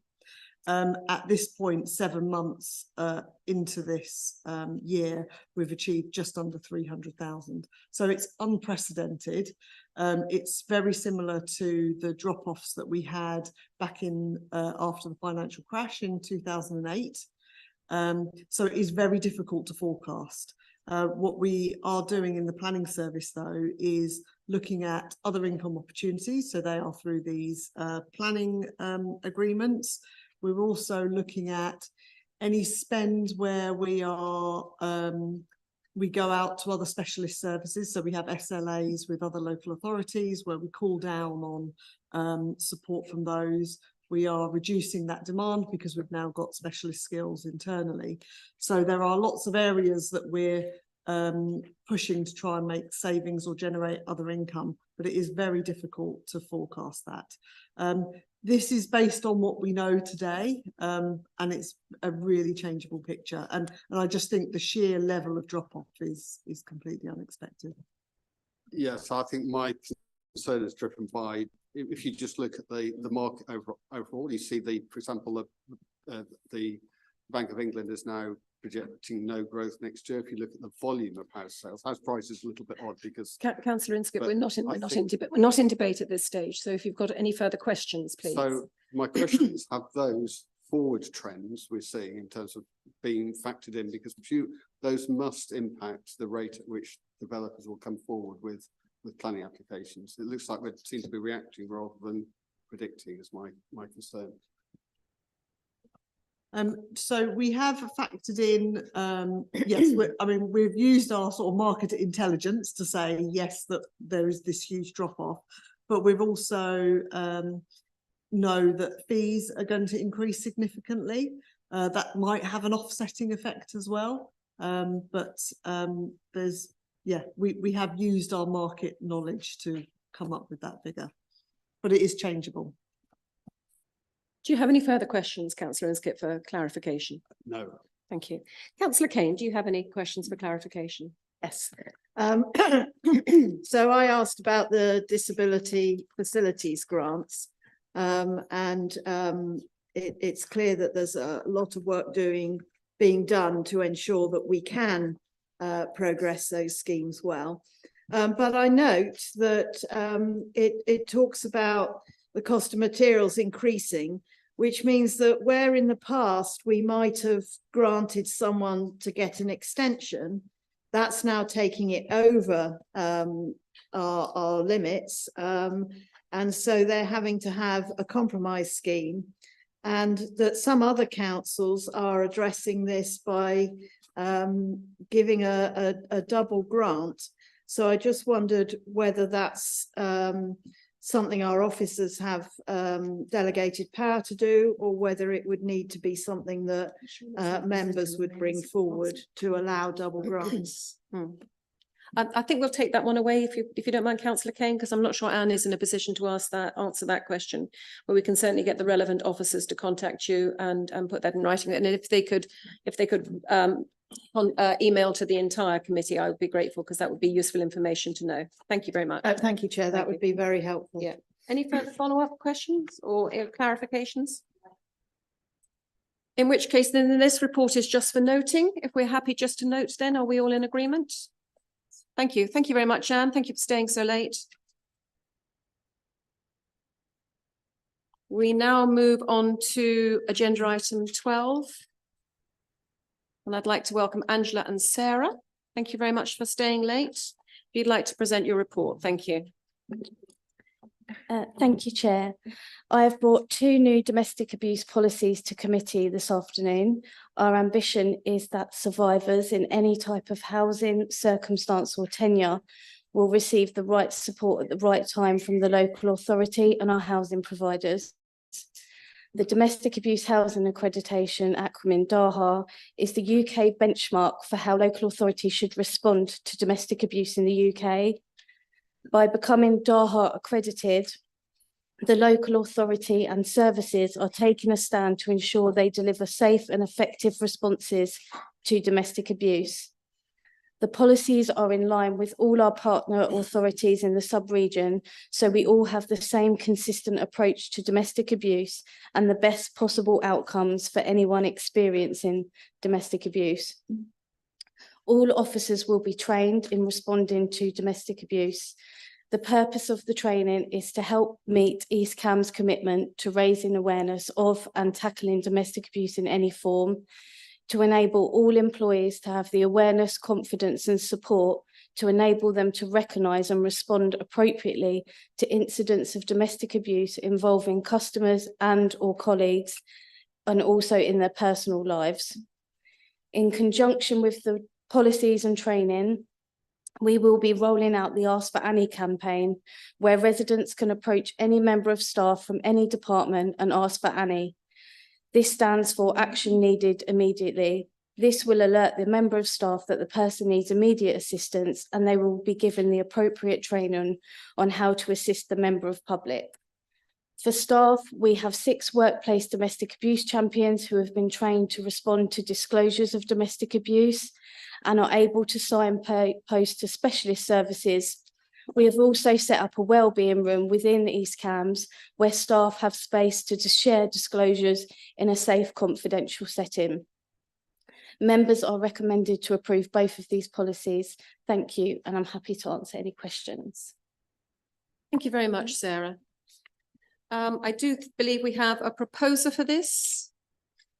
Hey, item. Chairman, yeah, I've proposed the recommendation as written. And we have a seconder. Yeah, I'd like to Thank you. We also have an amendment also proposed and seconded. Oh, I've done it again. I've done it again. Oh. Questions for, no, I think I have to do this first. Okay. And then questions for, yes. Okay. We do have an amendment proposed also by Councillor Vellacott and seconded by Councillor Pettit do we debate this first or do we do questions? Well, councillor Vellacott, if he is moving this, Yes. it would become the motion. Oh, will it? Because, yes, so Right. if this is the first thing that's moved, this will become the motion. Okay. So what do we do then? Move this first? So if you want. The normal process then, if this is moved and seconded, is then you don't go on to the questions, if there are some questions. Right, okay, to- I believe there are some questions. So this amendment will become the substantive motion. Yes? Okay, perfect. Councillor Vellacott, do you have any questions for clarification? I don't, Chair, thank you. Thank you. Councillor Pettit, do you have any questions for clarification? Thank you, Chair. No further questions. And I think that's it. So we now then move on to the debate. Would that be right? Questions? We've done the questions for clarification. So we're now going to consider the amendment. Would you like to speak to your amendment, Lucius? Thank you, Chair. Yeah, just briefly, just want to commend these absolutely fantastic reports. The effect of this amendment is to take clauses 2.3 to 2.5 of the employee policy, which illustrates some examples and explanations of types of domestic abuse, and to insert them into the policy so that residents have the same access to those examples. The reason for this amendment is residents who are approaching the council, either perhaps unsure if they are facing certain types of domestic abuse, seeking information on behalf of others, or seeking information in general, have access to even more examples. So I hope we can all support this very minor addition to what is an exceptional policy. Thank you, Chair. Councillor Inskip. So certainly, I think the amendment is very sensible, and I think certainly adds to the policy. So I have certainly no problem in supporting that. And I think, in the interests of moving on, Brevity. I think, brevity. Maybe we don't need a huge debate on this. Because I think Absolutely, the policies yes. are very good. I Yes. think the other comment I would make is, I think it's important once they're adopted that we make sure that we spread as much as we can awareness. Yes. So I know that they're going to be published, but I think we also need to find ways of making both employees and Residents aware. and residents. I'm sure there will be a comms campaign run alongside. In fact, I'll make sure there is. Does anybody else have anything to say before we move to the vote? Councillor Pettit, would you like to say anything as a second? No, I have nothing further to say. Okay, in which case, Councillor Trapp, sorry, you're going to have to be more specific. Raising a finger about, I'm not quite sure. Well, that was okay. All I was going to say was, the amendment is great, it's really good. I wouldn't say fantastic because I don't like the word fantastic when it means excellent. But I'd just like to say, it doesn't make sense, Sarah, for this. I mean, it would be, I'm sure it makes sense, but as an officer, you might have different wording or whatever it is. That's all. It doesn't, okay, good, excellent. Thank you. Would you like to come back, Lucius? Yeah, just to very briefly say, Councillor Trapp, I did contact Sarah in the chair committee before, so it should all be fine. In which case then, can I have a vote on this? We can have a show of hands. All in favour? Brilliant. Thank you very much, everybody.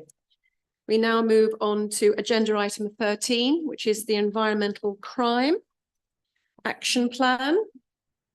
Call Karen to the. Oh, beg your pardon. No, I think we have, haven't we? Yeah, that became the substantive motion. Yes, it became the substantive motion. You don't need a separate vote because it became substantive. Propose the original recommendation. Yeah. So your recommendation, because it was a combination. Of the two, yes. Effectively the motion. Became the substantive motion. Good evening, Karen. Thank you for staying. If you'd like to present your agenda item, please. Thank you, Chair. This report forms one of the Council's key corporate priorities to develop an environmental crime action plan with a focus to reduce environmental crime across the district and secure prosecutions. In September 2023, members approved the Environmental Crime Enforcement Policy that set out a robust and consistent approach to tackling environmental crime through education, engagement and enforcement. And the main aim of this action plan is to educate all those who live in and visit the district about good waste management, litter control, dog control and other local environmental quality issues. to engage and help people to do the right thing, be proportionate and consistent in our enforcement work, target those who directly and willfully damage the environment, and to celebrate successes, with the overall aim to reduce environmental crime and reduce the burden on the local authority. Just a bit of context on numbers. In 2021-22, we had 622 illegal waste deposits recorded. 2022-23 saw this number reduced to 517, and figures for the first 7 months of this year showed 223 fly tips. So if the trend continues as it currently is, by the end of this financial year, there may be about 400 fly tips. So this is around a 20% decrease on the 2022-23 figures. So that's the overall aim, is to keep reducing that number. Evidence from the officer who's mainly responsible for environmental crime fly tipping found that the problem area we had, or one of our problem areas, that became less of a problem after the successful prosecution and the 3 fixed penalty notices that were served. So we felt that word had got around for that one area. So it's considered that the Environmental Action Plan, alongside the changes in the fees policy, which is the next report, and the Environmental Crime Enforcement Policy, will all link together to have a positive impact on improving the local environment and provide for a targeted approach to tackling environmental crime priority within the district. Thank you, Chair. Very positive report. Do I have a proposer for this recommendation? I'd like to propose, Chair. Councillor Goodall, and I'm happy to second from the chair on this one. We've had some submitted questions. Councillor Vellacott, do you have any follow-up or clarification? No, thank you, Questions for Chair. That's all clarification? fine. Thank you. Happy with that? Does anybody else have a question for Karen that they haven't submitted a written question to? Excellent. Do we need to debate this? I think personally, I think this was an excellent report. It shows some very encouraging trends. It means the word's getting out that we're not going to put up with this nonsense, and that, we do have at least one very good recycling site where household recycling site where people can go to get rid of waste that they know, or things that they no longer need. And I do see when I'm on Facebook that people are often asking, and I always sort of say, make sure they're licensed, because if it can be traced back to you, you will get the fine as well. So I think we all have a duty when you see something like that on Facebook to emphasize, make sure these people are licensed and not just man with a white van. In which case then, does we have anybody want to debate any of this, or can we move swiftly to the vote if we're happy to approve? Show of hands, we're happy to approve this policy. Action plan, I should say. Thank you very much. I think that's unanimous. Thank you very much, Karen. I think you're in the hot seat for the next one as well, which is the environmental crime fixed penalty notices charging structure. Thank you, Chair.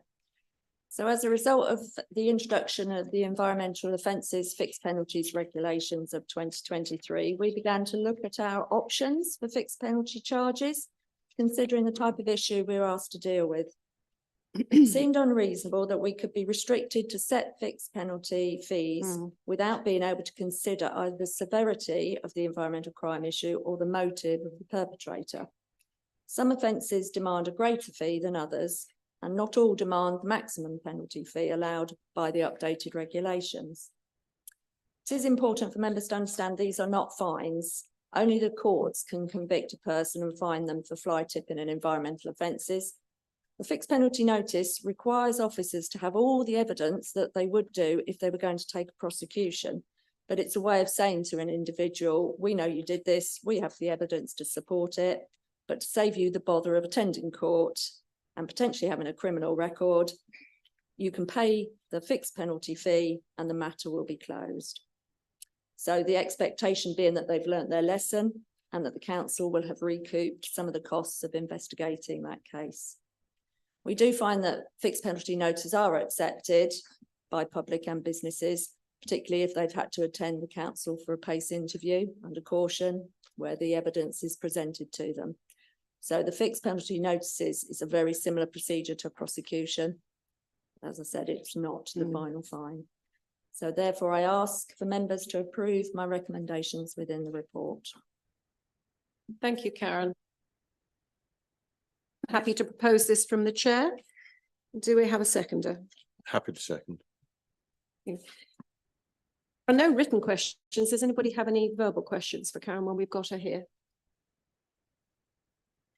Thank you very much, Karen. Do we want to debate, or are we happy to go ahead and move swiftly to the vote on this one? In which case then, a show of hands, are we all happy to accept the adoption and remain the 1, 2 and 3 of 2.0? I think that's unanimous. Thank you very much, Karen. Okay, that's through. Can I get some tea after?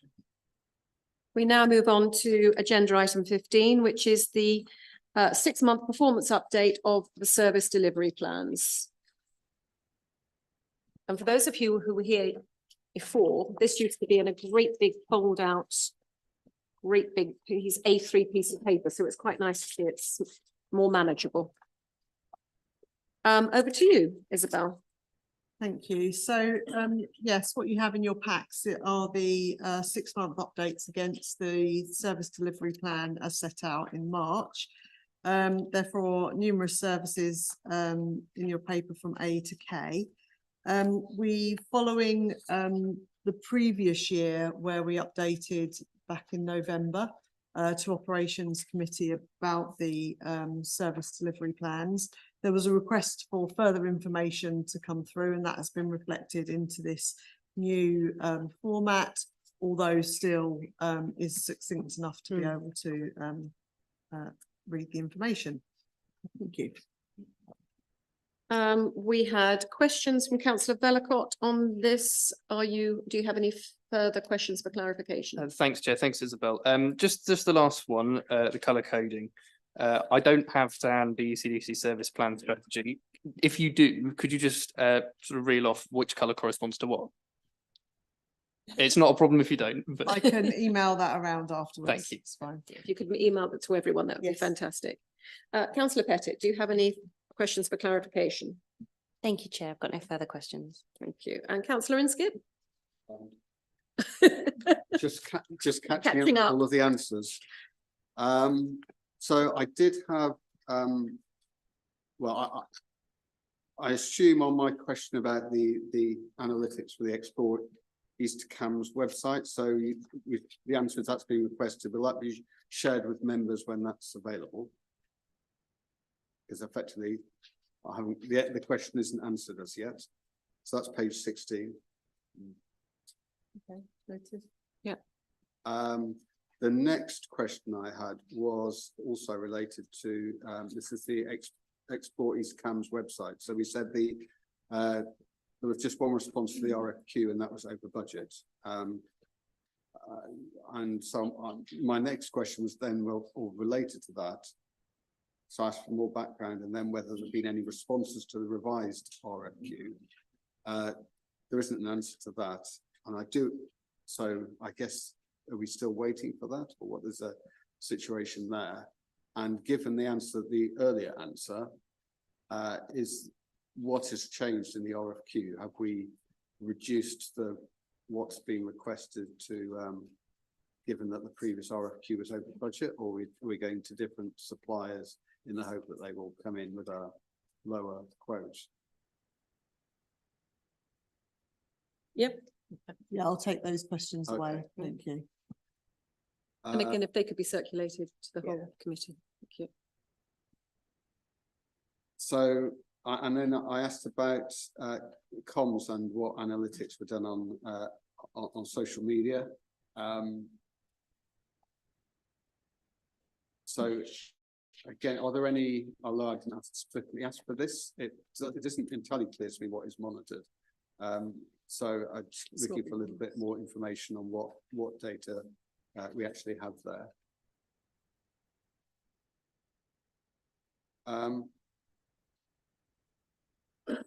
And then I sort of a question that's, I'll ask this later on.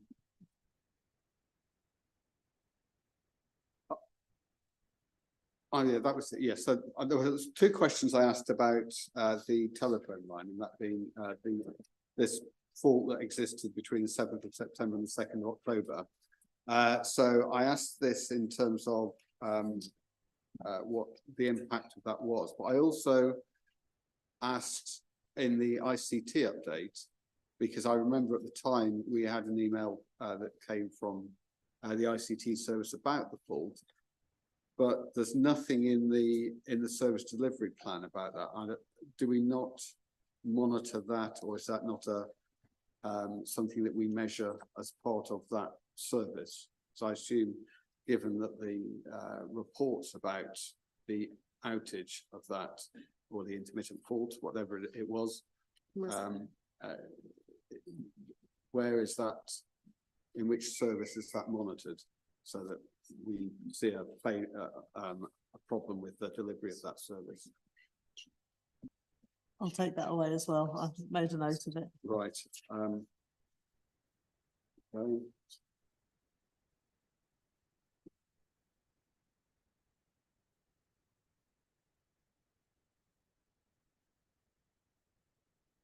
Yeah, I think I'll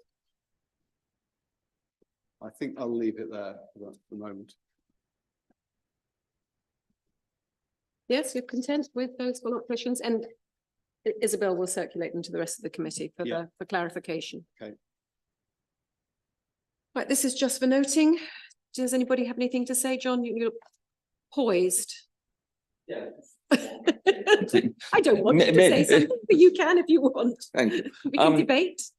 No, it's actually probably a question really more. I noticed that the use of the community bus has decreased. I mean, no longer is it coming round. But I don't see where it is in, I don't know whether it's in the customer services. I don't see it anywhere here. The community bus. Can we put that through to Angela and ask her to give a written question, or do you know?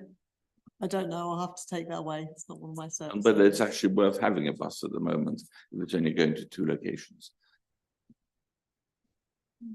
Be considered. Councillor Kane. Yes, I've got This isn't questions, this is just general debate. Okay, in which case, sorry, last item you asked if anyone else had I some know, but questions. that's, yeah. 'Cause nobody else asked Okay, any so questions. general debate, I think we need to be careful with our wording. So for example, in the communications service report under elections, it says overall less than 14 people were unable to vote due to not having voter ID. I presume that's 14 people were turned away. We don't actually know the figure of people who were unable to vote because people who knew they needed ID and didn't have it wouldn't have turned up. I think it would be useful to have a bit more information in some areas. So in the customer services, it talks about them setting up the Bartek database and assisting with data cleansing and so forth. It would be useful to understand if and how that gets cross-charged to ECSS. And then in the leisure services report, there's an item about Bottisham being unsuccessful in its swimming pool grant. And that's under our target, which is to support bids for external funding. So it would be useful to know why we think it was unsuccessful and what we're doing to support them, because just telling us it's unsuccessful doesn't really give us the full picture. Thank you, Councillor Kane. Does anybody else have anything to contribute in the debate? Councillor Vellacott. Just one very shortly on the elections and voter ID point. I'm not really sure how we would ascertain how many people woke up on the morning and said, I don't have ID, so I'm not going to vote. Whilst the point might be valid, it's never going to be information that we can ask our officers to collect. Thank you. Anybody else have anything? Can I have a point of clarification? I wasn't asking for the number. I was saying we need to be careful with the wording because the wording says only 14 were unable to vote. We don't know that. We know that 14, I presume, were turned away. Turned away on the day. Yes. Okay. Thank you. Thank you. Councillor Inskip, you have something to debate? Well, yes, general feedback on the service delivery plans, and I think it would be useful We've talked about the colours and how we link those, what those are there for. What I miss and think would be helpful is that we have, currently we have a target and then we have a commentary, and you have to read each commentary to see whether things are on target or not. I think it would be useful to have a sort of a RAG rating so that we can go through, and if everything is good, it's green, so we don't need to read about that, and then we have amber and red for those that are falling short. So that will allow us to more quickly identify those areas that we may be most concerned about, rather than having to read every commentary in detail to work out which ones are on track and which aren't. Wieldy document that we had before, which was A3 folded and went on forever. I think it's a question of finding a way of doing it without making that document any more complicated or larger, personally. I think it's just an extra column. Should we squeeze that in, Mark?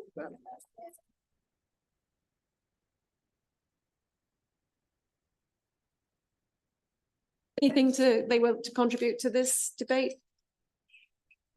Are we happy to note then? Show of hands, everybody happy to note? We now move on to agenda item number 16. Strategic service review. If you'd like to present the paper, please. Thank you, Isabel. Chair. So this paper's come forward as a result of a number of recommendations from the Audit Committee relating to the existing MOA and the Council's waste service beyond the expiry of the MOA. This was following a presentation by the Chief Executive relating to the Corporate Risk Register. One of the findings was for the Council to undertake a strategic service review of the waste and recycling and service, including potential delivery models for the service, and to support this piece of work, to approve a member working group to help steer the strategic review. There is a timeline that's indicated in section 4.4. It's a very tight timeline, but for us I do feel it's feasible and possible for us to undertake a service review to present back to the March Operational Services Committee with the findings. Thank you. Thank you. Do I have a proposer for this item? I'm happy to propose from the chair. Do I have a seconder? Yeah. Alan, Councillor Sharp is seconding. We also have an amendment put forward by Councillor Kane. Who was your seconder, Councillor Kane? Councillor Inskip. So I believe we move to the amendment first, is that right? Yes, so if you would like to speak to your amendment, Councillor Kane? I believe there was a question. Oh, I do beg your pardon. It's all right, Chair, I don't have any follow-ups. You haven't got any, so I keep losing bits of paper on this desk. Here we go. Oh. Yes, the answer is yes. Thank you. You don't need that clarifying, Councillor Bellicott. You never know. If you would like to speak then to your amendment, please, Councillor Kane. Thank you. I think that this strategic review is important, but I don't think we've got it quite right. So I'm suggesting we amend the recommendation to acknowledge that we've amended the terms of reference, and then I would like to amend the working party bit at Appendix 1, where it says in 2.1 that they for domestic waste and recycling to ensuring it remains a cost-effective and high-quality service. I think that should use the same wording as 2.2 to ensure it delivers a cost-effective and high-quality service, because we've looked at papers earlier today that suggests that it isn't cost-effective or high quality. So I think we should acknowledge that in the objectives, otherwise this working review may not identify all the things it needs to. And then very importantly, in 3.1, in the third bullet, where it says consider potential service delivery models. I've read the paper, which is short. I've read it several times, but it appears to imply that for street cleansing, we would look at in-house, contract out to third party, etc. But for the waste collection, that it's not clear that that's what we're going to do. So I'm suggesting that we make that clear by adding at the end, including considering bringing services in-house, contracting with ECSS or contracting with unrelated third party. I think it's important that we're clear that the working party is looking at that because I didn't think that the paper made it fully clear.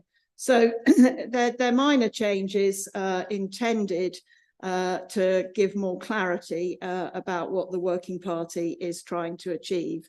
It's trying to achieve that we get a high quality service for waste and recycling, and that we look across the piece at the options, which includes bringing the services back in-house, continuing the contract with ECS, or contracting with an unrelated third party. Thank you. Do we have any further comments from any other members on this? And I assume Councillor Inskip, you're reserving your right. Yes. Councillor Sharp. Thank you, Chair. Just a couple of comments, really.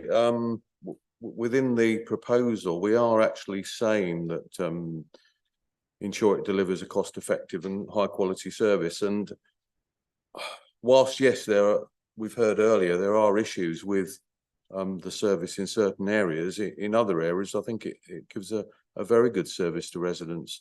Certainly compared to other local, neighbouring authorities who've had issues. Yes, we're not denying we've had issues, but I think it's important. And the other thing in terms of being specific about bring it in-house, we do on bullet point 3 and 3.1 actually say consider potential service delivery models. So I would expect the working party to include all delivery models in that consideration. Thank you, Chair. Okay, so Councillor Inskip, have you got anything you'd like to say in summary? Yes. Before we move to the vote? So just picking up on what Councillor Sharp has said, I had the same problem as Councillor Kane when I read the report, because when it talks about service delivery models, unless you're explicit in terms of what that means, that can be interpreted in a number of different ways. And I think all that this amendment is doing is explicitly identifying effectively what the three options are. And I think that ought to be helpful to the working party, and I would very much hope that the working party would look at those three options. And if we all agree those are the three options in terms of a service delivery plan, why don't we just say that explicitly rather than using a term that is potentially open to interpretation?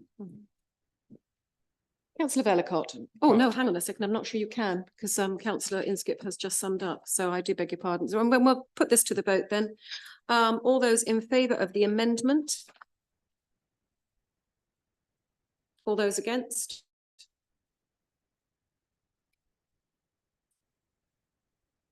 So now we return to the original review. Excuse me, Chairman. Sorry, I do beg your pardon. Just go back to the original motion. If you have got any names to put forward for the three members, that would be very helpful as well, considering the tight timescale. Just going to ask that. So do we vote on this and then submit the names, or do we just? Okay, then. So in from this side of the room, it would be myself as chair and Kelly Pettit. And from who's got the lucky? It's me. Councillor Inskip is going to be the third person. How can I help you, Councillor? Okay. Yeah, I was hoping to get the opportunity to speak to the. Oh, right. Yes, of course you can. Yes, fire away. So I'm disappointed that we haven't given the clarity, and I think that's unfortunate, especially as councillor Sharp agreed that that was the intention. I just hope it stays the intention, because we have found people choosing to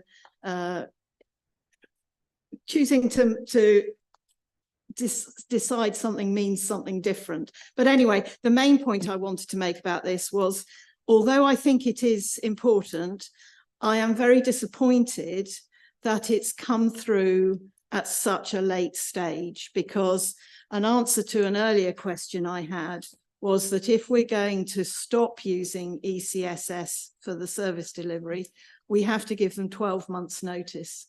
So that's the 31st of March, 2024. So this is really, really tight. If we decide we don't want to use ECSS going forward. And I really think it's important that officers bring this sort of thing to us in good time, so that decisions can be properly made without us finding, without us finding that we're not actually able to have a full choice, because we haven't allowed ourselves time to adequately give notice to the existing contractor and to start negotiations and tendering with alternative contractors.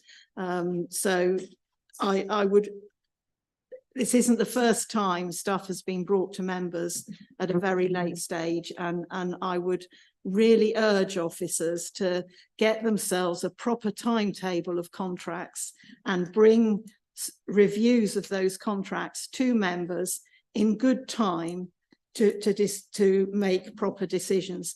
The working group has got a tight challenge ahead of it.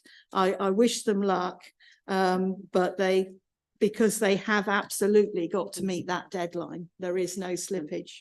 Councillor Sharp would also like to have something to say, and then I've got something to say. I'm the seconder, so I can't. Oh, you can't second. I Okay, can't- yes, okay. I want to speak, but obviously Yes, but I think I'm going to say something. Everybody else is finished, sorry. I think that given the circumstances where we lost the director of the service tragically last year, and Isabel is fairly new into the post, I think that we are doing, or the officer is doing, everything she can to make sure that this review has been done in a timely fashion. So I think you need to be fully aware of the circumstances before you start asking officers to do things. So I appreciate your comments. I do, and no need to come back. Well, I do want to come back because the council does have other officers. That is as maybe, but the director of the service, we lost tragically to cancer, as you know. So, and Isabel has not been in post that long. So that's all I have to say on that particular matter. Councillor Sharp. Thank you, Chair. All I wanted to really bring up a couple of points, and I think we're looking at two different things here. I think one was earlier on we had the when ECSS were here, they were looking at in my opinion, they were looking at a review of the current service and trying to improve it and get it better. Here, a lot of this revolves around the new service coming forward, which and to be fair.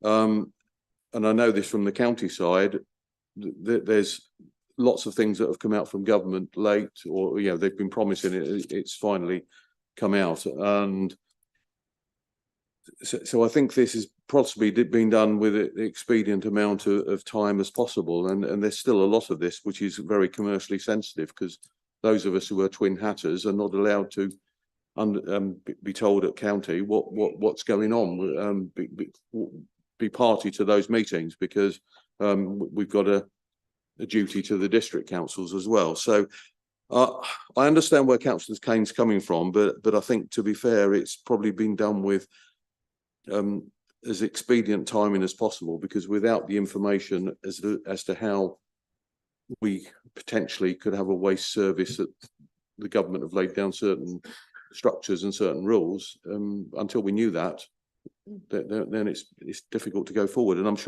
sure things will change even during the time of this working party. Thank you. Sorry, Karen. If we, I do beg your pardon.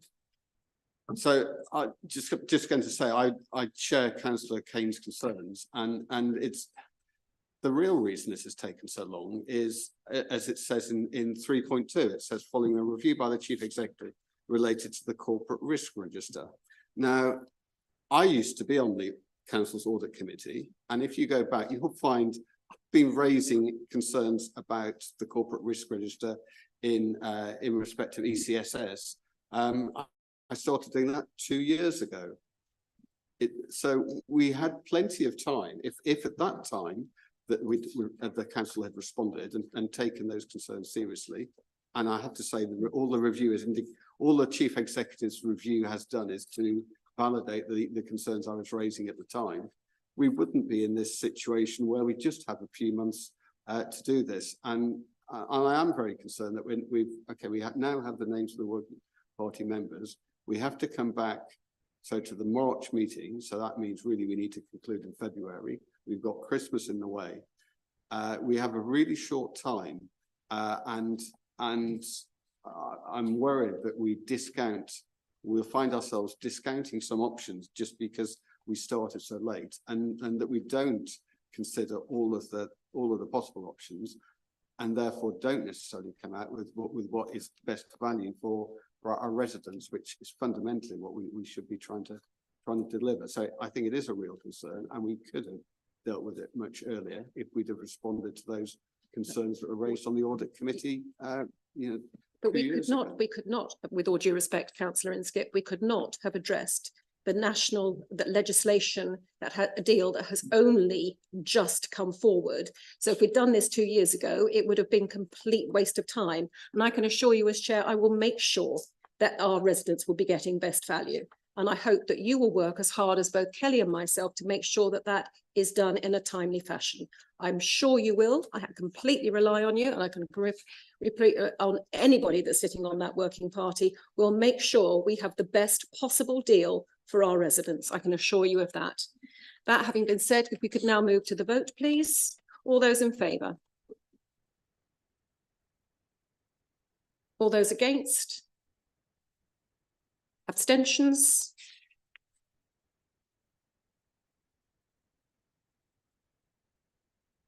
So the recommendations are carried. Thank you. We now move on to agenda item 17, which is for noting the minutes of the ARP Joint Committee. I think we just need to note this. I don't think anybody's got anything to say. There are no questions on this. We can then move on to the forward agenda. Agenda item number 18. We will miss the Christmas mince pies. We'll all be on diets by January the 15th. But again, a really quite a chunky agenda. Does anybody have anything to say on the forward agenda? So I don't see anything for the ECSS overspend report that we were told was going to. That will be added. Okay. Any other comments to make on the forward agenda? Councillor Kane. Is the Waste Service Working Party report on the March agenda? Don't see No, but it will be. really. Couldn't put that on until we voted for it. We couldn't put it on until we voted for it. We might have all said no.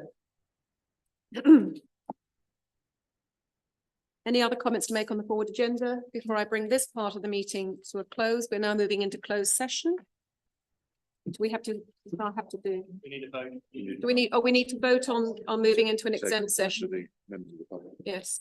Do we need to vote for that? Yep. Tracy? Okay, all those in favour of moving to exempt session? John, are you voting? And I'd like to thank the members of the public and wish them season's greetings. I mean, I know it's very early, but I'm not going to get another chance. Thank you very much, Karen.